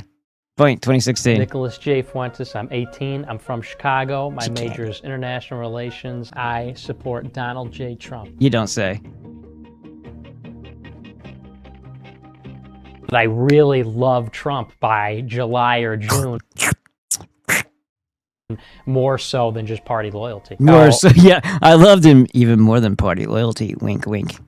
What's up? Yep. Him and JD Vance were pushing each other out of the way to get to the cock. It was just ecstasy. To say. Oh my God! Did you just fucking say that? Stop it, Nick. You're killing us. The least indescribable. The feeling. Oh my God! What is he talking about? People were in mourning. People were depressed. I walked outside and with my Make America Great Again hat to gloat after the victory, and it just ruined people's day when they saw it. You could see their faces, which were already melancholy. This is at 18 years old. Like he's this formulated of a fucking... This is not a normal person. He's taking this much of sociopathic enjoyment out of other people's unhappiness. I mean, I get it. I get because of the subject matter he's talking about, but how's that aged, buddy? Right? Everybody, I was excited. I was happy. Oh my God, we didn't get a Hillary. Hooray.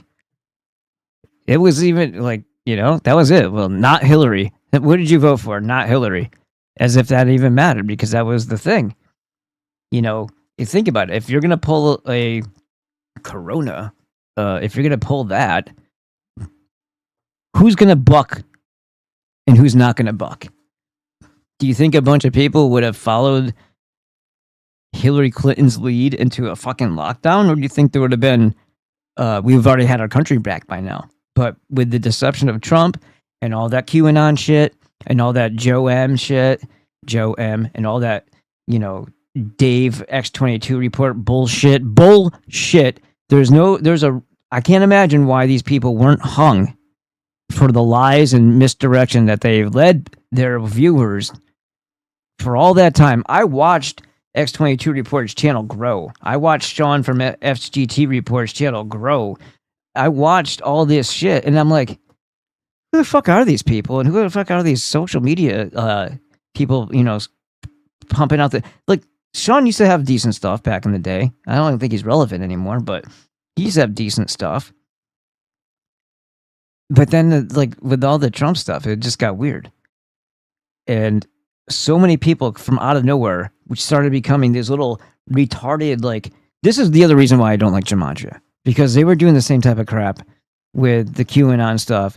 And then everybody started typing everything that they were typing. They type a letter to their mom. They're like, think this, think that. Follow the... It's like... Just fucking say what you mean. Stop trying to give me a riddle. It's like, what is wrong with you? Everybody's LARPing like they're fucking QAnon now. Like, it was a disease. It was a disease that dumb people started copying, and they were doing it. So there were such bad copies of it. It was like, it wasn't even so much the content creators that were, you know, the ones that were, you know, promoting all the QAnon shit, making Trump out to be like the superhero and all that crap, and the Joe M videos and all these promotions. It was time, blah, blah, blah. It's like, that's the only reason why people did the lockdown COVID thing, is because they thought that maybe there's going to be some of these child killers rounded up. Maybe this is the thing. They keep telling us that there's a double meaning, quadruple meaning, 5D chess about all this shit. So we just got to give him the space to do what he's got to do. He's got to destroy the Constitution in order to save the Constitution. I'm sure that makes sense if I get drunk enough. It's got to be the way. Maybe if I take more... yeah. No, it still doesn't make sense.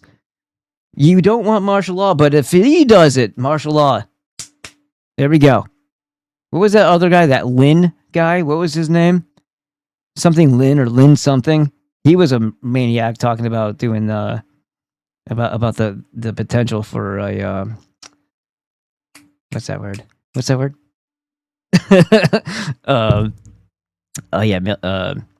Martial law. Forgot what it was. But like, that's where what's her name came out of too, that I can't stand. That fucking ugly, disgusting pig, Whitney Webb. Everybody made something of themselves. Quite frankly, didn't do the QAnon stuff, but he was. But a lot of people were like his audience. It's like the burden that he had. Maybe he doesn't have it anymore because of what Trump has been doing lately.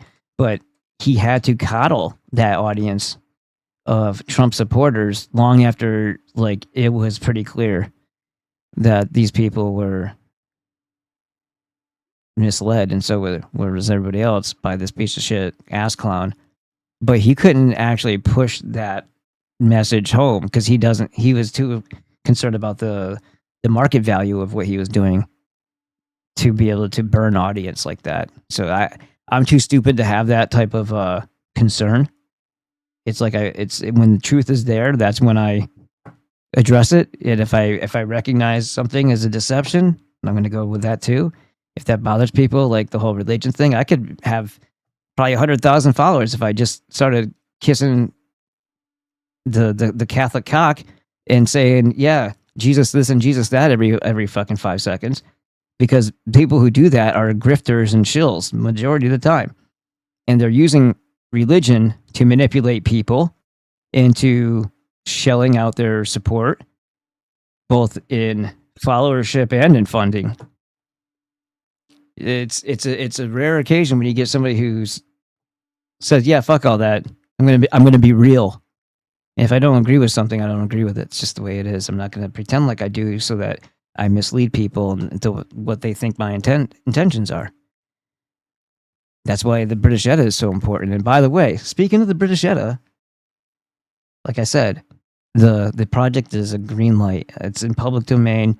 It's going to take me a while because there's no transcript copy of it. So everything is like photographs of the book pages that you get, or an EPUB that garbles it.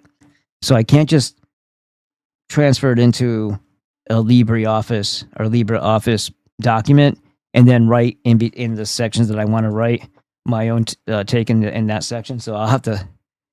It's gonna still take a while. It's gonna be very time consuming.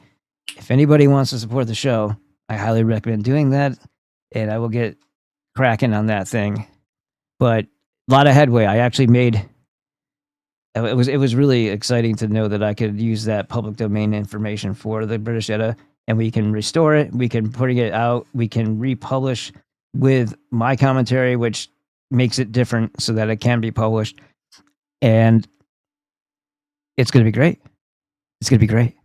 Everybody's going to have their enhanced copy of, and it's not going to be irritating to where you can't just read the Edda as it is without, the commentary will be there, but it'll be easy to work around it. It's not going to be infused in like one sentence after another type of thing. It won't be like that. Just drop to absolute misery. And I loved it. Oh my gosh, that feeling to see at long last the pretentious. Who overacts this? Like, this is how much pleasure if either he's really just, laying it on thick with his acting, or he really honestly gets this much pleasure out of something that fucking ridiculous because he's a fucking sociopath. The judgmental liberals now absolutely defeated and crushed. It was the greatest feeling in the world. And, while we would love I can't turn off those closed captions. Have unity, and one day we would love to come together as Americans to have that 1 week where you could say, screw you, we won and you lost. So rich. And what we witnessed was history in the making. I mean, that was akin to watching Osama bin Laden get shot a few years ago, or Osama bin Laden didn't get shot, dude. What are you fucking talking about? That was all bullshit. And there was no seeing it happen anyway.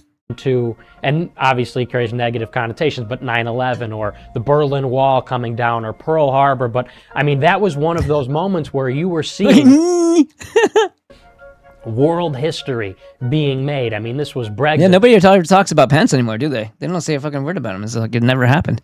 It's like a bad dream. And JD Vance will be a terrible nightmare. And that's coming around sooner than you think. This was Trump's win. This was the Italian referendum, which failed yesterday. I mean, this is something that is in the history of Western civilization that will be written about for years. So. Right, and now you're like, those people were wrong. They were stupid. They hated him for absolutely all the wrong reasons. But come to find out, he was still somebody to hate. God damn it! Right? It's like, you mean the army of absolute moronic mob is like that those people, if we just let them be, would have maybe spared us of a second term of this cocksucker where he's doing what he's doing now. Boy, that kind of stings. Like, these people are still idiots, and they didn't have any legitimate reasons or hate for any of this shit that they're doing. We have plenty of legitimate reasons now. Now everybody can hate him. Absolutely incredible to watch. I think that we have to continue to put pressure on him. We can't be sycophants, or we'll end up with the same broken promises that liberals saw with Obama. I love Donald Trump, and it's sort of scary. He loves Donald Trump, and it's sort of scary. I think I love you. Because I have a really good friend of mine from high school, and he blew him too. On the Trump train. He actually sort of convinced me to get on the Trump train, and fucking Altoids. I asked him one day. Sure, yeah. Did anybody get their Trump phone yet, by chance? On Twitter, because we were trading memes, and we were talking about how great Trump is and how awesome everything was going to be. And I said, "Are we in a cult?" Because are we in a cult? He literally just asked that. And this is the girl who made the video, by the way. This is a different cut of the same thing. But yeah, this is the looker. Sort of this godlike devotion in a certain sect of the party, and for a lot of people it's ironic, but for a lot of people they really do see him as sort of a savior figure, and you have to caution against the excesses of sort of a messianic political movement. Wow, dude. Oh man, this does not age well at all. I don't know what the eyeball is, but yeah, that you could just walk that around for security is watching. The surveillance Palantir is watching. The Eye of Sauron. Strategically, we need to be supportive of Trump, and we need to Strategically, listen to this asshole. overlook the bad things that he says for Oh, tactical. we need to overlook the bad things he says for a tactical purpose. Now, he has doing nothing but promoting all the. Again, everybody was confused. Everybody was surprised by this one, right? Probably a little bit. I don't know. But he always takes the absolute wrong position from what his rhetoric is. Every time you can catch him doing it, and he lays it on just as thick, just as dramatic, just as overemphasized, just as exaggerated. In everything he does, the thing with the father, the thing with Tyler Robbins, calling her Robbins or Robinson, I don't know, calling everybody retarded. The more of a clown he is, it's like remember that thing we talked about with the jesters? The more they push, it's more of it's a litmus test as to what people will endure and what will rebel against or resist or push back on. So if you have this ass clown, it's not really pedophilia. Really? Because they were fucking eating children and calling it jerky. Really? They quite literally were. They're in these fucking files of the ones that we saw, even because there's another half a stack, the same as size as the lat one. But the ones that we do see, yeah, they were fucking killing babies.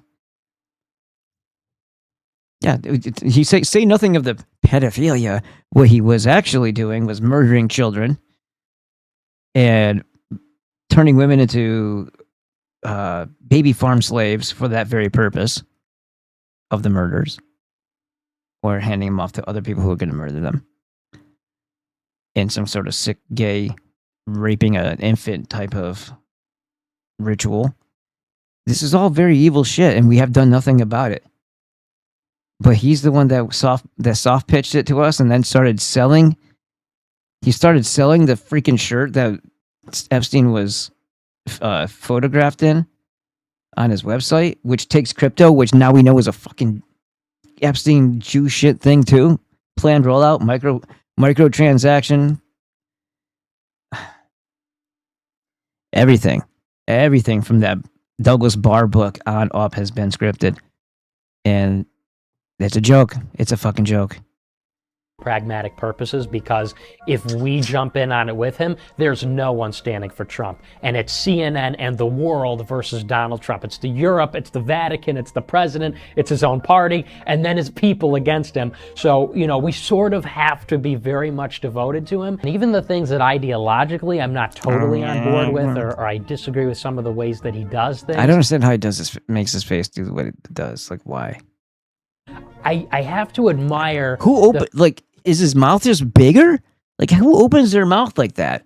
It's this fucking big when he talks. What is that?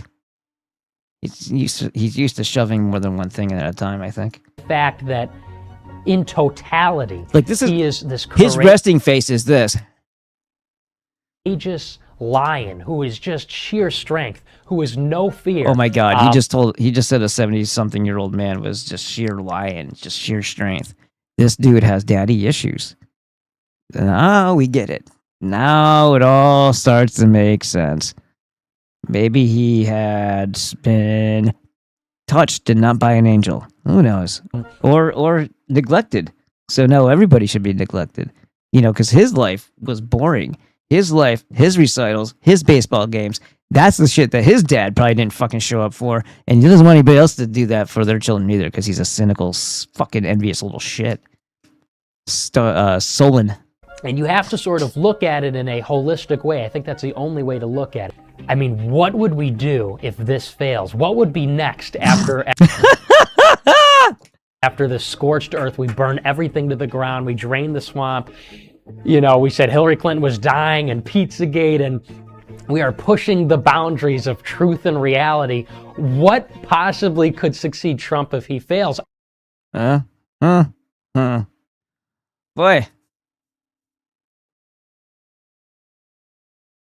How about that, eh? Where's everybody at? What are we doing? What's going on here? Yeah, you probably did have a loveless childhood. What are we going to? Rumblicious here. Everybody's in the house. Safari queer. Yeah, he does look like that. That's what I'm thinking. Yes, we can definitely close the book on this trans cat lover. Too many dummies still believe in this sarfetic. I know. Guten Nighten. Sir is the proper. Guten Nick. Guten Nick. Who are you talking to?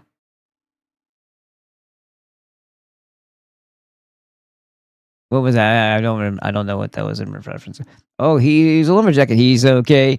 Puts on women's clothing and hangs around in bars. Is how it goes. I know that song pretty well because that one stuck in my head when I was little. From what was it? It was a Flying Circus. I don't think they did it in Life of Brian. No, not Life of Brian. It would have been the and now into something completely different or whatever the other movie was. But yeah, no, it's yeah, he's a lumberjack and it's okay. I work all night. I wear high heels. I've got down another tree. Oh, it was a good time. It's fucking weirdos. That was like the pre Kids in the Hall, except the Kids in the Hall weren't nearly as good. That I could not watch as gay as that shit was.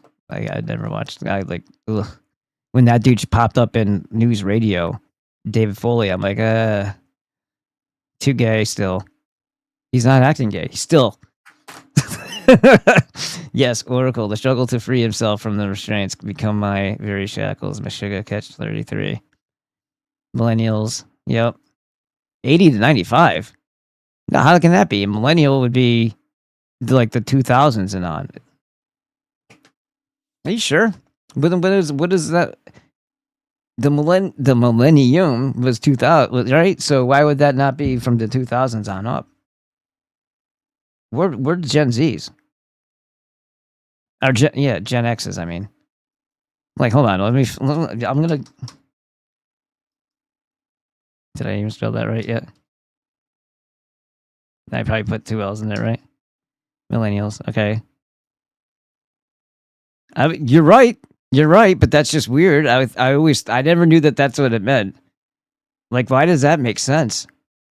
Why does that make sense at all? I've never heard millennial. I'm thinking, oh, you mean from the 2000s and up. All right. No. So what is that then? Fuck. I was 79, so I'm not a millennial either. Ha ha!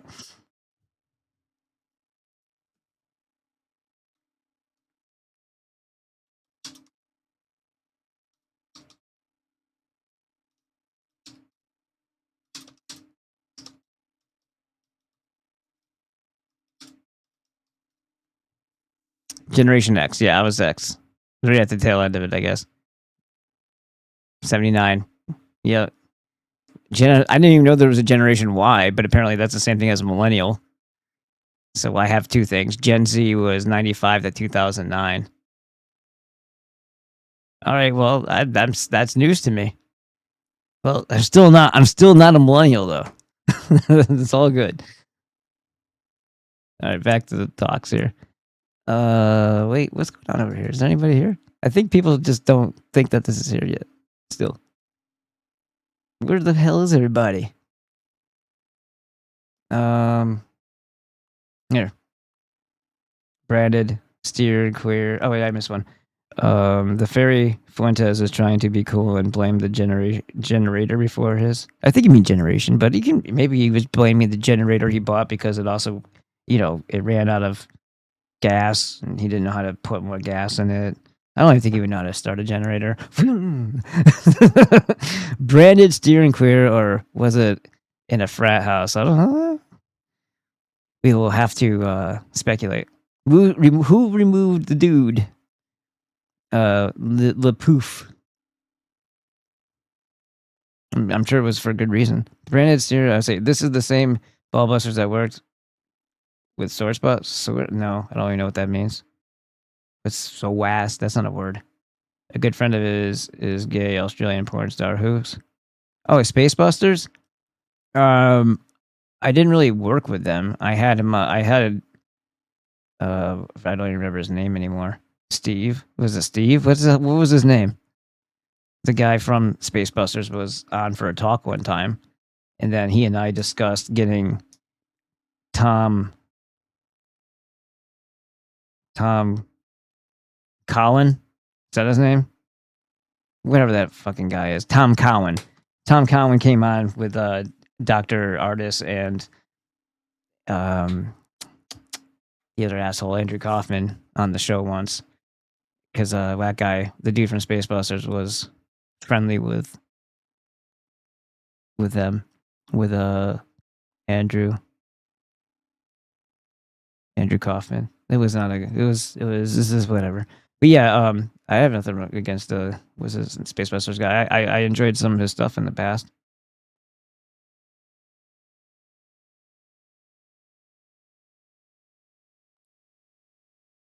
I mean, I don't know anything about him really, but I mean, his videos about the bullshit fraud of the virus scam. I think that's actually where I first saw clips that came from Dr. John Bergman's channel, was probably on one of his videos. And that's when I started looking into Dr. John Bergman, and I've been following him since. I'm talking about like years ago, like 2020.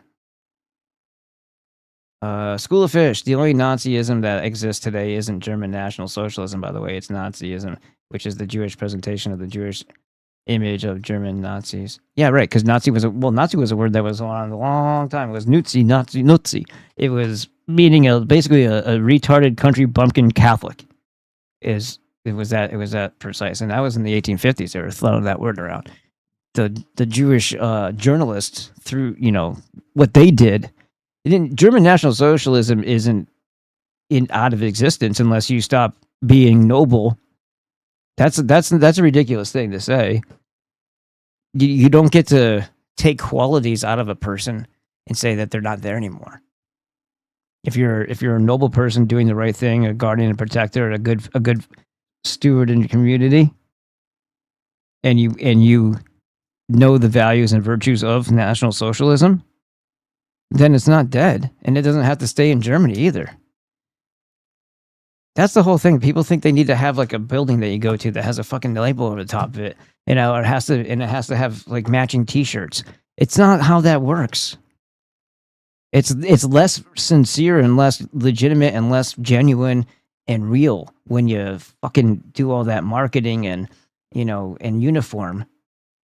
It's everybody. These are the common sense attributes of every human being who has self-preservation as a thought, a family to protect, and understands the true history of Germany and what was accomplished and what it looks like when a leader actually cares about his people.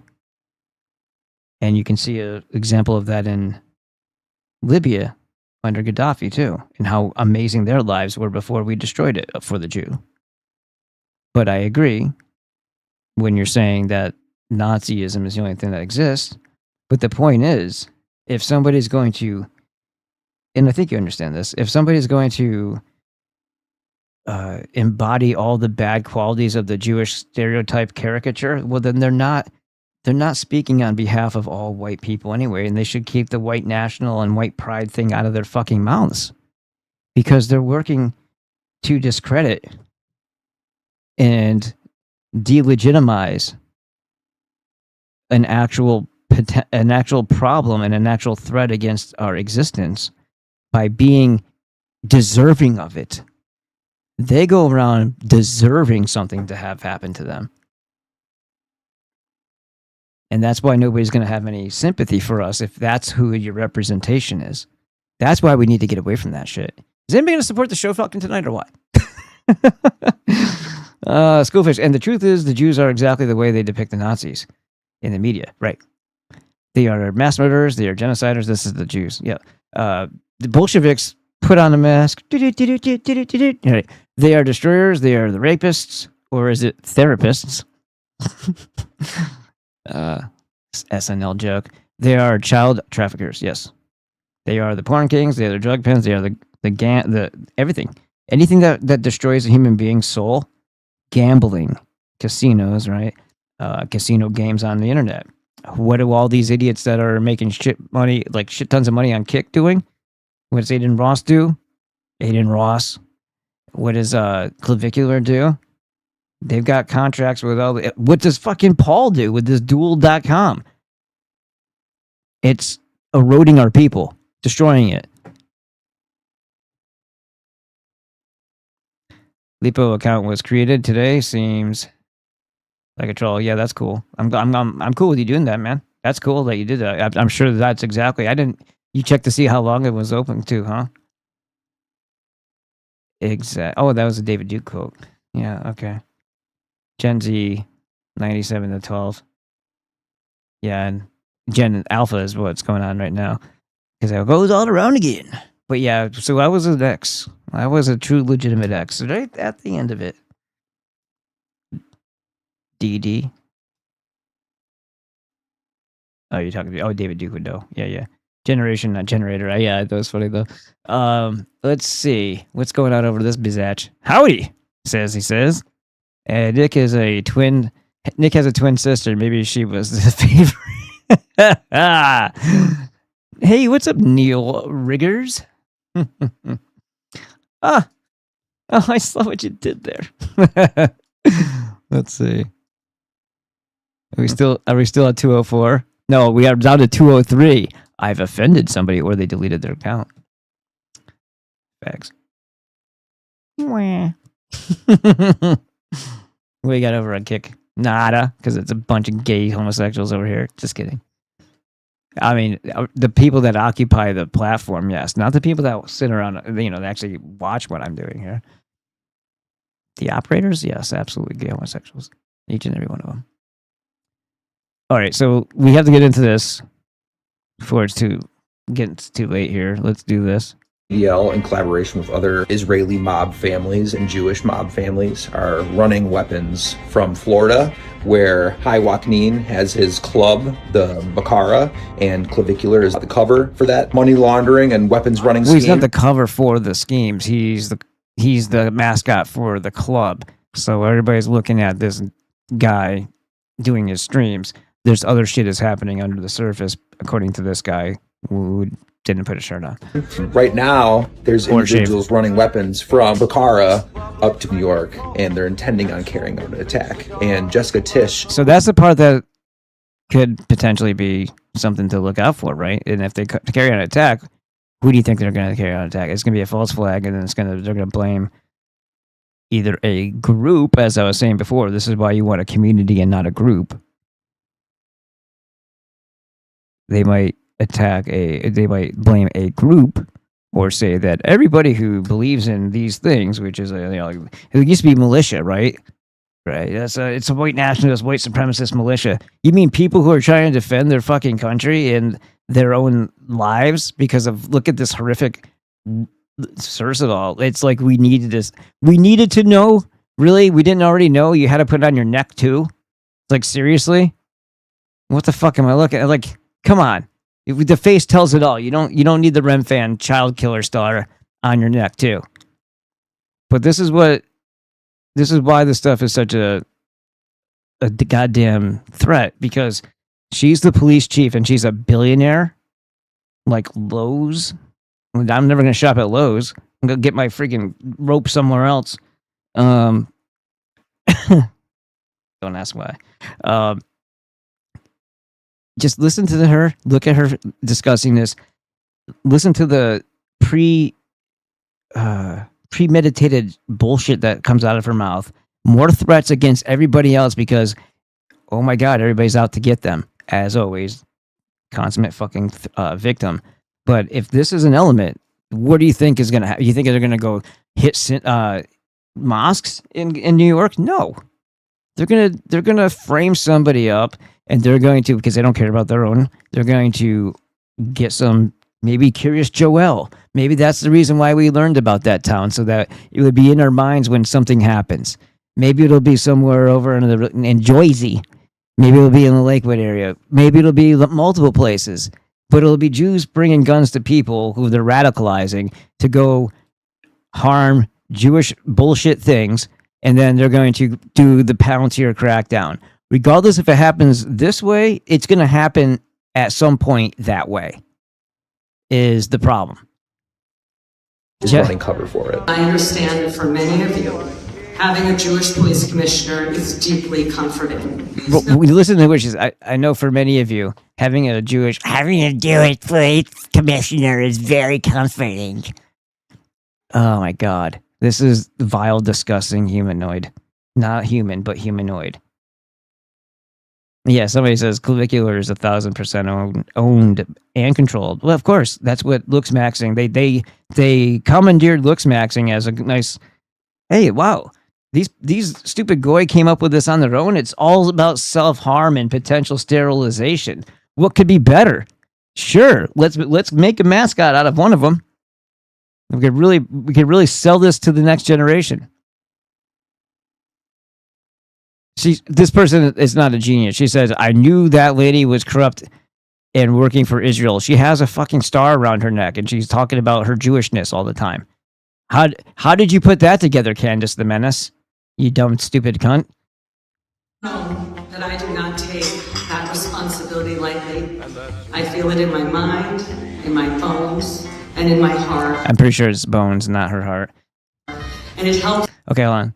Temptation to fabricate hoaxes is strong. Because bona fide organized racist and anti-Semitic incidents are relatively unusual, and because they serve numerous valuable functions for the victims when they occur, the temptation to fabricate them is strong. The benefits, blah, blah, blah, are well established, and victims are often treated as heroes who have been ennobled by their experience. Of course, it's the same model, and it's the same formula, I mean, of the holo hoax. You're forever in their debt for some fucking thing. It's all lies. Everybody can see through it, but you still have to fucking endure it because they own everything, and you're forced into like making yourself stupid in order to exist in the same world where this bullshit is occurring. Hey, I bet you that's Peanut the Squirrel with. Yeah, I bet you it is Peanut the Squirrel with John Wick there. The social utility of victimization is considerable. In terms of sheer effectiveness, nothing works quite as well as a racist or anti-Semitic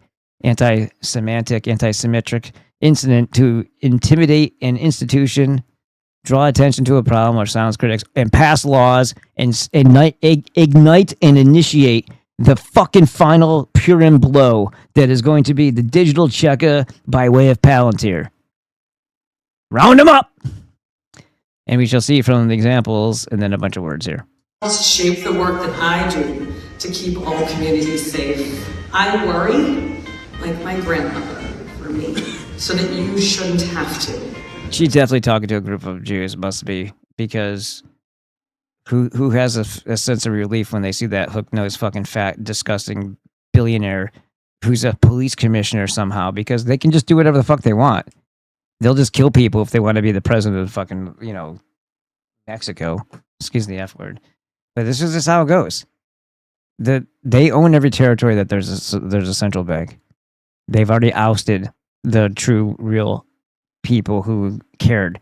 And anything that is legitimate in politics is a token so that it looks legitimate. And they don't keep very many of those around. Massey, regardless if he's a real person or not, helps to legitimize the concept of government, because they leave one person around who actually says, nah, like that's going to help anything, but at least that's why they're going to focus on him. He's going to say all the things. He said all the things, everybody. Look, he said all the things. He said all the things that we wanted, that we say. He said all the things. He's the one that taught us about AIPAC. Now everybody can't shut up about it. Yeah, I'm sure that's not on purpose at all, right? Right? This guy's our hero. When they want a hero, we will give them one. Yeah. So that you can rest easier at night. And I want you to know that behind that reassurance, we're gonna kill some goy. 35,000 members of the New York City Police Department. Listen to this disgusting beast. Pretty soon, we're gonna get to kill the white European. And look at her neck and her.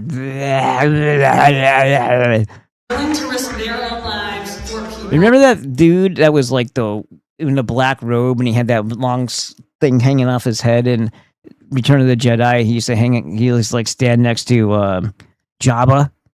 That's what it reminds me of. Except that guy had less chins. They have never met, supported by the most robust municipal counterterrorism capacity in the world. Like, yeah, they're always hunkering down for some horrible threat. No matter what anybody's doing, people mind their own business, trying to get through their lives. They're after us. It's like, okay, well, it's because you know what you're actually doing to us, and you know that we should be. We should be if we were smart, but most people aren't paying attention to that. So yeah, you have to manufacture it. And a hate crimes task force that is second to none. And he's just talks. Look at this fucking horrendous bitch. You have a guy here who's probably the illegitimate son of freaking Epstein. He's in photographs as a baby. Yeah. And then you have this thing. Look at this disgustingly evil fucking cunt. That's the police commissioner for New York. The whole fucking world is doomed. If they're going to start a false flag, why not there? Oh, they already just told you that they're all manned up and geared up for something.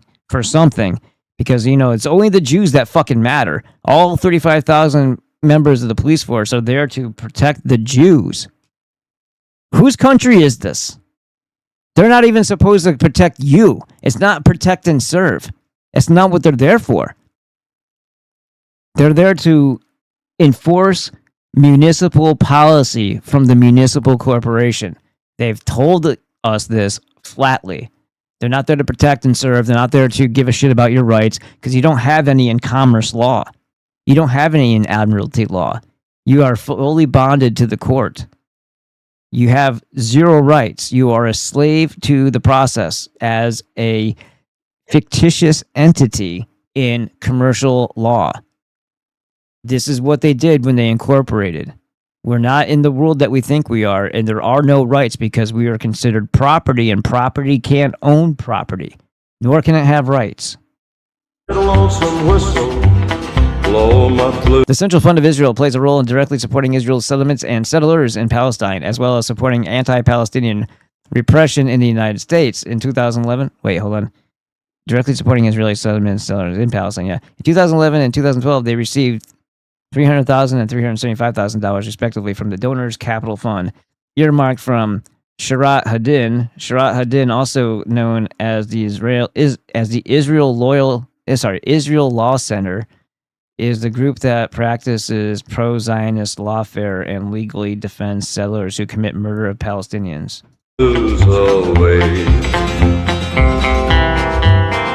Yeah, other donors, James Tish, CEO of Lowe's. This woman is the heir to the Lowe's billions. Is that how you spell Lowe's? Hold on. Maybe that's something else. Hold on. Yeah, I guess it is. I switched the letters around in my head, I guess, because it doesn't look like it's right? Where the fuck were we? Right there.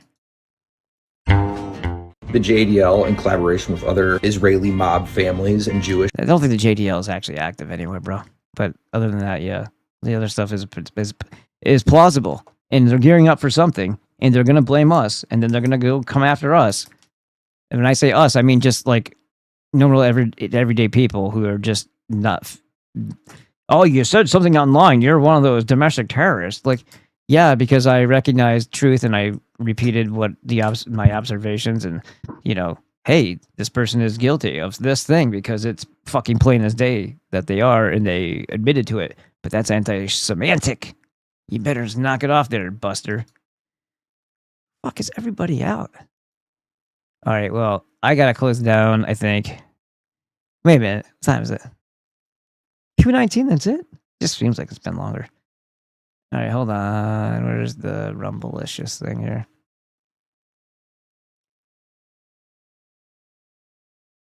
Okay, this has nothing to do with what we're talking about. So, there you go. Screw Lowe's, rope elsewhere. Why? Good. A wet rope gives more. All right, let me see what I got over here. This is good, and it gives me a little time to. And this is actually kind of really inspirational. Dude, the stuff that they say about the. I don't know anything about Chud the Builder, but all I know is all the fucking bullshit I've heard was absolutely horrendous. Like, you just type it in, and it's like, racist man gets shot, and it's like, he's what? Like, this is how you're forming the court of public opinion. You want everybody to hate this guy. You want them to write him off as being some lunatic who just goes around shooting niggers. I'm not sure how that makes you a lunatic anyway, but according to them, that's how it makes you. You know, that's not a good thing to do. And yeah. So there you go. He's like, well, he goes around antagonizing people. All right. Anybody who says he goes around antagonizing people and he should expect this, that's pretty funny, because that's that what they're saying is, yeah, they are niggers because they can't control their impulses. He's stupid to do this and not think something's going to happen because these people are animals and they can't contain themselves. That's what these idiots are actually saying. They don't realize that they're actually confirming that these people are murderous, criminal, rapist types who can't control their impulses and don't even know to start. I'll be on FTJ tomorrow. Are you asking me, right? I don't know. My daughter's home. She's gonna be going to church with a friend in the morning. So maybe I'll do an early show. I'll do the elliptical here in a bit because it's already 11. Sorry, it's obviously almost midnight here. And then I'll jump on to I'll jump on the elliptical when I get out here. Go to bed, and then I'll try to get out up and ready for like 11, maybe 11. My time is probably, if you're, I don't know where you're at, but if you're in you said you're 3 a.m. now, so I'm guessing it's the East Coast. So that would be 1 o'clock your time, right?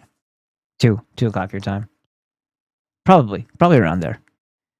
Maybe we'll do a call in or something like that. 11 a.m. is good for me because I can get stuff done and I can still shut the show down and still see some sunlight, go for a walk, all that good stuff. But yeah, we need a big push, guys. Just to remind everybody, I'm gonna put this up here, but when I step away to go do something and come back, I just need to let everybody know, like the FTJ thing does work if you guys want to support the show that way, just so you know. And get the 90 essential nutrients. Get something for yourself or the hot sauce. That's how I staying alive. So help me stay alive. Or I gotta do other shit, which is fine. I'll send out some emailers for the hot sauce business. Seems to work. I also get some shitheads like, take me off your list. I'm like, you signed up in my store, you stupid cunt. What? I was like, they're like, you are spamming. I'm like, no, it's because I don't ever send out any emailers, barely at all. That it comes as a surprise to you, and I do because I don't do it on the regulars to the point where you're just used to just saying what normal people do, ignore or trash, or you swipe away the notification. I don't know how people get so irate about this because I get a fucking shit ton of things sent to me all the goddamn time. I even have extra email accounts set up just to collect all that shit. And I just, every once in a while, I clean it out and throw it all out. But I don't yell at every single one of them like, what the fuck? And these people signed up for it, or they were previous customers that said things like, I love your hot sauce. So you let them know when there's a, it just happens like every time I do around these. You let them know that there's a new coupon code or something. And I literally had somebody say, dude, I bought a hot sauce from you like 3 fucking years ago. Get over it. I'm like, it's because I don't send out any emails barely. And that I don't always hit the same list because that's stupid. That it's been probably a long time since I sent you an email.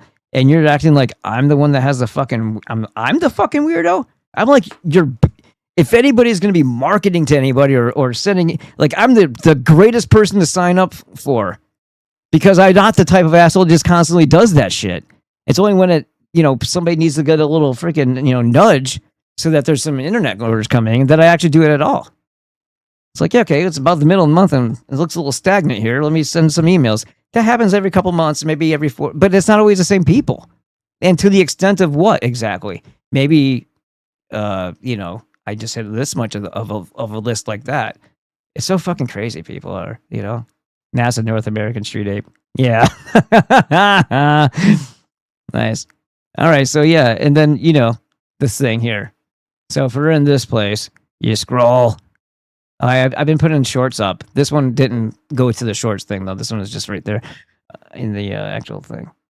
I'm playing around with the clipping that they let you do on Rumble Direct RTMP.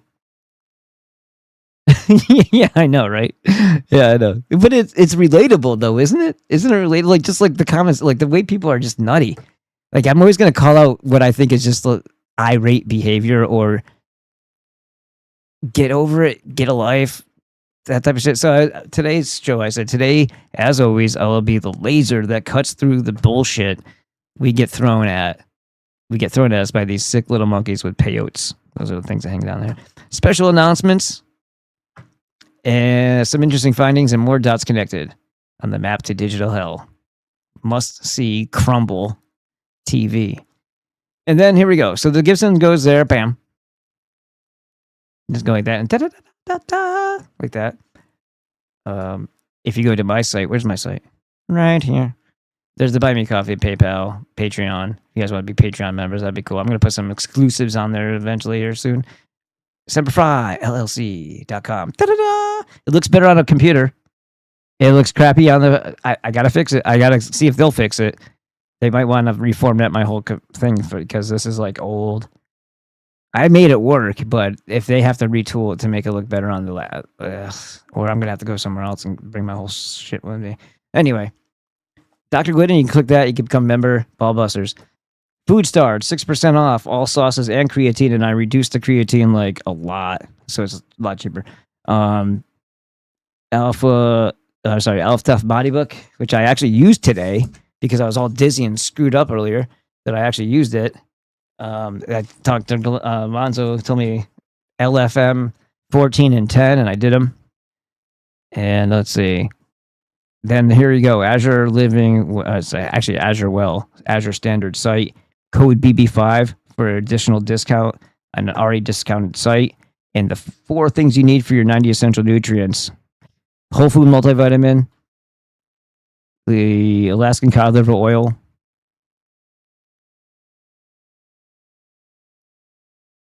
the Fulvic-Humic blend, which is super important, and this is at very least a 3-month supply here, so you don't have to do that every month. I mean, right? Because it lasts for you for 3. And then the IP6 Supreme with inositol. There's the whole food multivitamin.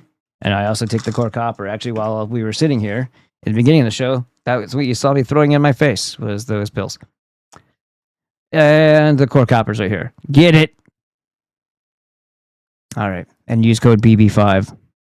Use code BB5 as you exit. It says like apply code or something like that. You click it, it opens up a little text bar like this, and then there's other stuff in here too. There's the B17. There's all kinds of stuff. There's that super, what was it? Something Baja salt? Something, I don't know. He was talking about. There's all kinds of stuff on here. And you just use code BB5 and you'll be a champion. All right? And then there's the hot sauce and the creatine and my book at the very bottom here. Bam. Right. Now I just have to say this. When it comes to the... Hold on. I'm about to play you a video here in just a second, so just stand by. When it comes to the Azure Well, the 90 essential nutrients, the things that everybody effing needs... Where is it? Is it not on this one? You gotta be fucking black. Where is it? Oh, there you go. I'm here to help. If my help's not appreciated, lots of luck, gentlemen. There we go. So what did I just say when it comes to the Azure Well? I'm here to help. If my help's not appreciated, lots of luck, gentlemen. There you go. All right. Now let's get into this. This is 6 minutes, 53 seconds. That has a really good moral story here. Moral to the story. Think of it as an example of what you could do on the macro and the whole community thing that I was talking about, and how it's far superior to a group that's a label is a group, is a trap. Doesn't matter how genuine and sincere and blah, blah, blah it once was or started off as, it's going to get infiltrated, it's going to get co-opted, it's going to have either people who created it out of whole cloth to, you know, to be like a glue trap for people, or it's going to be infiltrated and steered in the wrong direction. You don't need the group. What you need is the community. It should be everybody. This is why, you know, isolating yourself down to WN or WP and all this other crap, your community isn't set up like that. Your neighborhood isn't set up like that. Not everybody is going to work like that, which means in your own community, in your own territory, you're already going to have problems because of your desire to then all be like that one thing, instead of working together as a fucking cohesive unit to protect your families in your territory. That's why it's so fucking stupid to make all these divisive things. When the Jews divide, you don't need to divide it even further. You need to cut it into smaller pieces. Just stop the fucking shit already. Nobody wants a freaking light bulb headed freaking 70 IQ Somali, and nobody's fucking talking about that. Nobody in the right mind would think that. Nobody wants anybody who's fucking a weirdo or not like them. We get that. But if they're in your community, and I'm not talking about the shitheads again, I'm talking about you're in a nice, like where I live, nice development. Are they all white? No, there's a lot of Mexicans here. I don't know how many generations. I know a lot of them have really shitty upbringings, very fucking unruly children. But when it comes to us protecting our block, we should all be able to do that together without having fucking weak spots, without having somebody who's going to fucking turn into somebody who's going to become a deterrent or an obstacle for us to protecting our own families in our own territory. You don't want to make stupid enemies and have stupid problems when you're trying to solve a fucking huge problem. Think. And then fuck with people after you've already gotten rid of the parasite, if that's what you really want to do. But before that, don't be an idiot. Otherwise, you're setting yourself up, and the Jews letting you, for failure. Hey everybody, how's it going? Hope you're having a lovely day. The code for Bamboo Labs to be used the way it was before they changed their ecosystem and put in all this authorized control system rubbish. Now, mind you, remember the story that he tells and the moral and the lesson behind it, and how it should tell you more than what he's saying, and how you can apply this, and how we can all apply this as community. As community against something that's evil. Nobody was doing anything until one person did something. Has remained up, and one thing that I noticed is that we're up to 1,600 forks. Somebody emailed me to say, Lewis, you have 1,200 forks. Nope, 1,600. What this means is that there are 1,600 people that are maintaining and keeping this code up on their own repository. That's crazy. They sent the developer of this a notice saying that we think you're breaking Section 1201 of the DMCA, which is a law that can get you punished and sent to federal prison for 3 to 5 years. And they said, we're going to send you a legal notice if you disagree with us. The developer took down his code, and for several weeks, nothing happened. I reposted the code. I reposted it to our GitHub, and I said, if you disagree with me, sue me. I dare you. Let's have fun. And after that, this happened. And this just makes me very happy because it demonstrates something that I'm trying to do with this channel that I've been trying to do for a long time. And the best way that I can seek to explain this is talking about a cartoon. There's this one episode of Superman the Animated Series. I genuinely believe this is the golden era of all cartoons. Mid-90s kind of ended when Batman Beyond was canceled in 2001. It was totally gone and destroyed when the Justice League Unlimited ended around 2004, 2005. After that, I just couldn't watch cartoons anymore. But this one cartoon, there's an episode where Darkseid is trying to take over Earth. He is a villain. He's much more powerful than Superman. And more importantly, he's also voiced by Michael Ironside, which is literally the best villain voice of all time. He makes a cameo in the movie The Machinist, and there's a short 45 seconds where he's talking about all the benefits of this Cadillac that he has. So you get to hear somebody who's essentially a cartoon supervillain that you were used to hearing as a kid be a commercial for a Cadillac. If any of you have not seen The Machinist, but you've seen Superman the Animated Series, please do watch that. Just watch. If you don't watch the entire movie, just watch the part where he's talking about his car. You just get to hear Darkseid shilling for Cadillac for 45 seconds, and it's awesome. Anyway, back to the story. In this episode of Superman, Darkseid is about to take over Earth, and he's winning. He's beating Superman. Superman is weakened. He puts Superman in shackles and chains, and he shows him before everybody on Earth, and he said, this is your hero. This is the person that you're counting on. He's gone. You know, submit or be killed. Deal with it. You're now my slaves. This one reporter comes out who's a standard human. His name is Dan Turpin. He's not a superhero. He's not a bodybuilder even. He's just an old reporter. And he's somebody that never really liked Superman to begin with. He's somebody who always thought that Superman acted without oversight. And because he acted without oversight, we should always be critical and cynical of him, even when he does good things. He never really liked Superman very much. But in this moment, when he realizes that the Earth is just completely fucked, he's like, no, fuck that. He said, I forget exactly what he said because it's been almost 30 years since I saw this cartoon, but he picks up a spear. I don't care how many crummy planets you've conquered. You ain't getting this one. Yeah. And Superman is freed. And Superman is free just long enough to fight them back. But now Superman's not fighting back on his own. You see all the normal people that are not superheroes, that don't have all this crazy body armor, also beating the crap up out of everybody else. And what happened in this moment is it wasn't just him doing it. It was everybody doing it. At some point, Darkseid realizes that he's about to lose because this red dude shows up with his army from New Genesis. And then they say we're going to start fighting Darkseid too. So what happened here is we took one old dude just picking up his spear, knowing that he's completely fucked, and saying, you know what, I'm going to inspire everybody else to fight at the same time. And it worked. Darkseid goes to leave. But he's a dick. So he looks at Superman and says, remember, victory has its price. He looks at Superman and says, victory has its price, and grins as he omega beams and burns Danter. He kills the reporter. He's just left in ashes. After this, Superman goes to the funeral. You hear the sad music, and he looks down at the grave and goes, in the end, the world didn't really need a Superman. Just a brave one. What was the point he was making there? When people see that you're pushing forward and fighting, even when you may not really have a clue what you're doing, when they see that you're picking up the spear, they can be willing to as well. And when everybody does that, the bully loses. 1,600 of you decided to pick up a spear. That's awesome. And I want you to understand, the world doesn't need an influencer. The world needs people like you. That's what I've always wanted to inspire with this channel. This isn't just the Section 1201 of the DMCA case. There's also a serious AGPL licensing issue. We've talked to a few different people at a few different organizations that handle stuff like this. One of them is the Software Freedom Conservancy. Their entire thing. You got the message, right?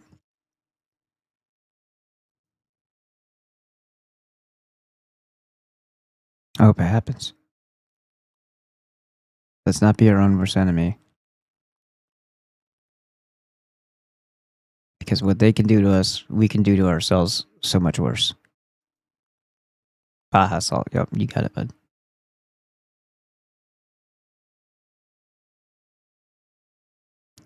Good night, everybody. Have a good one. Positive things moving forward.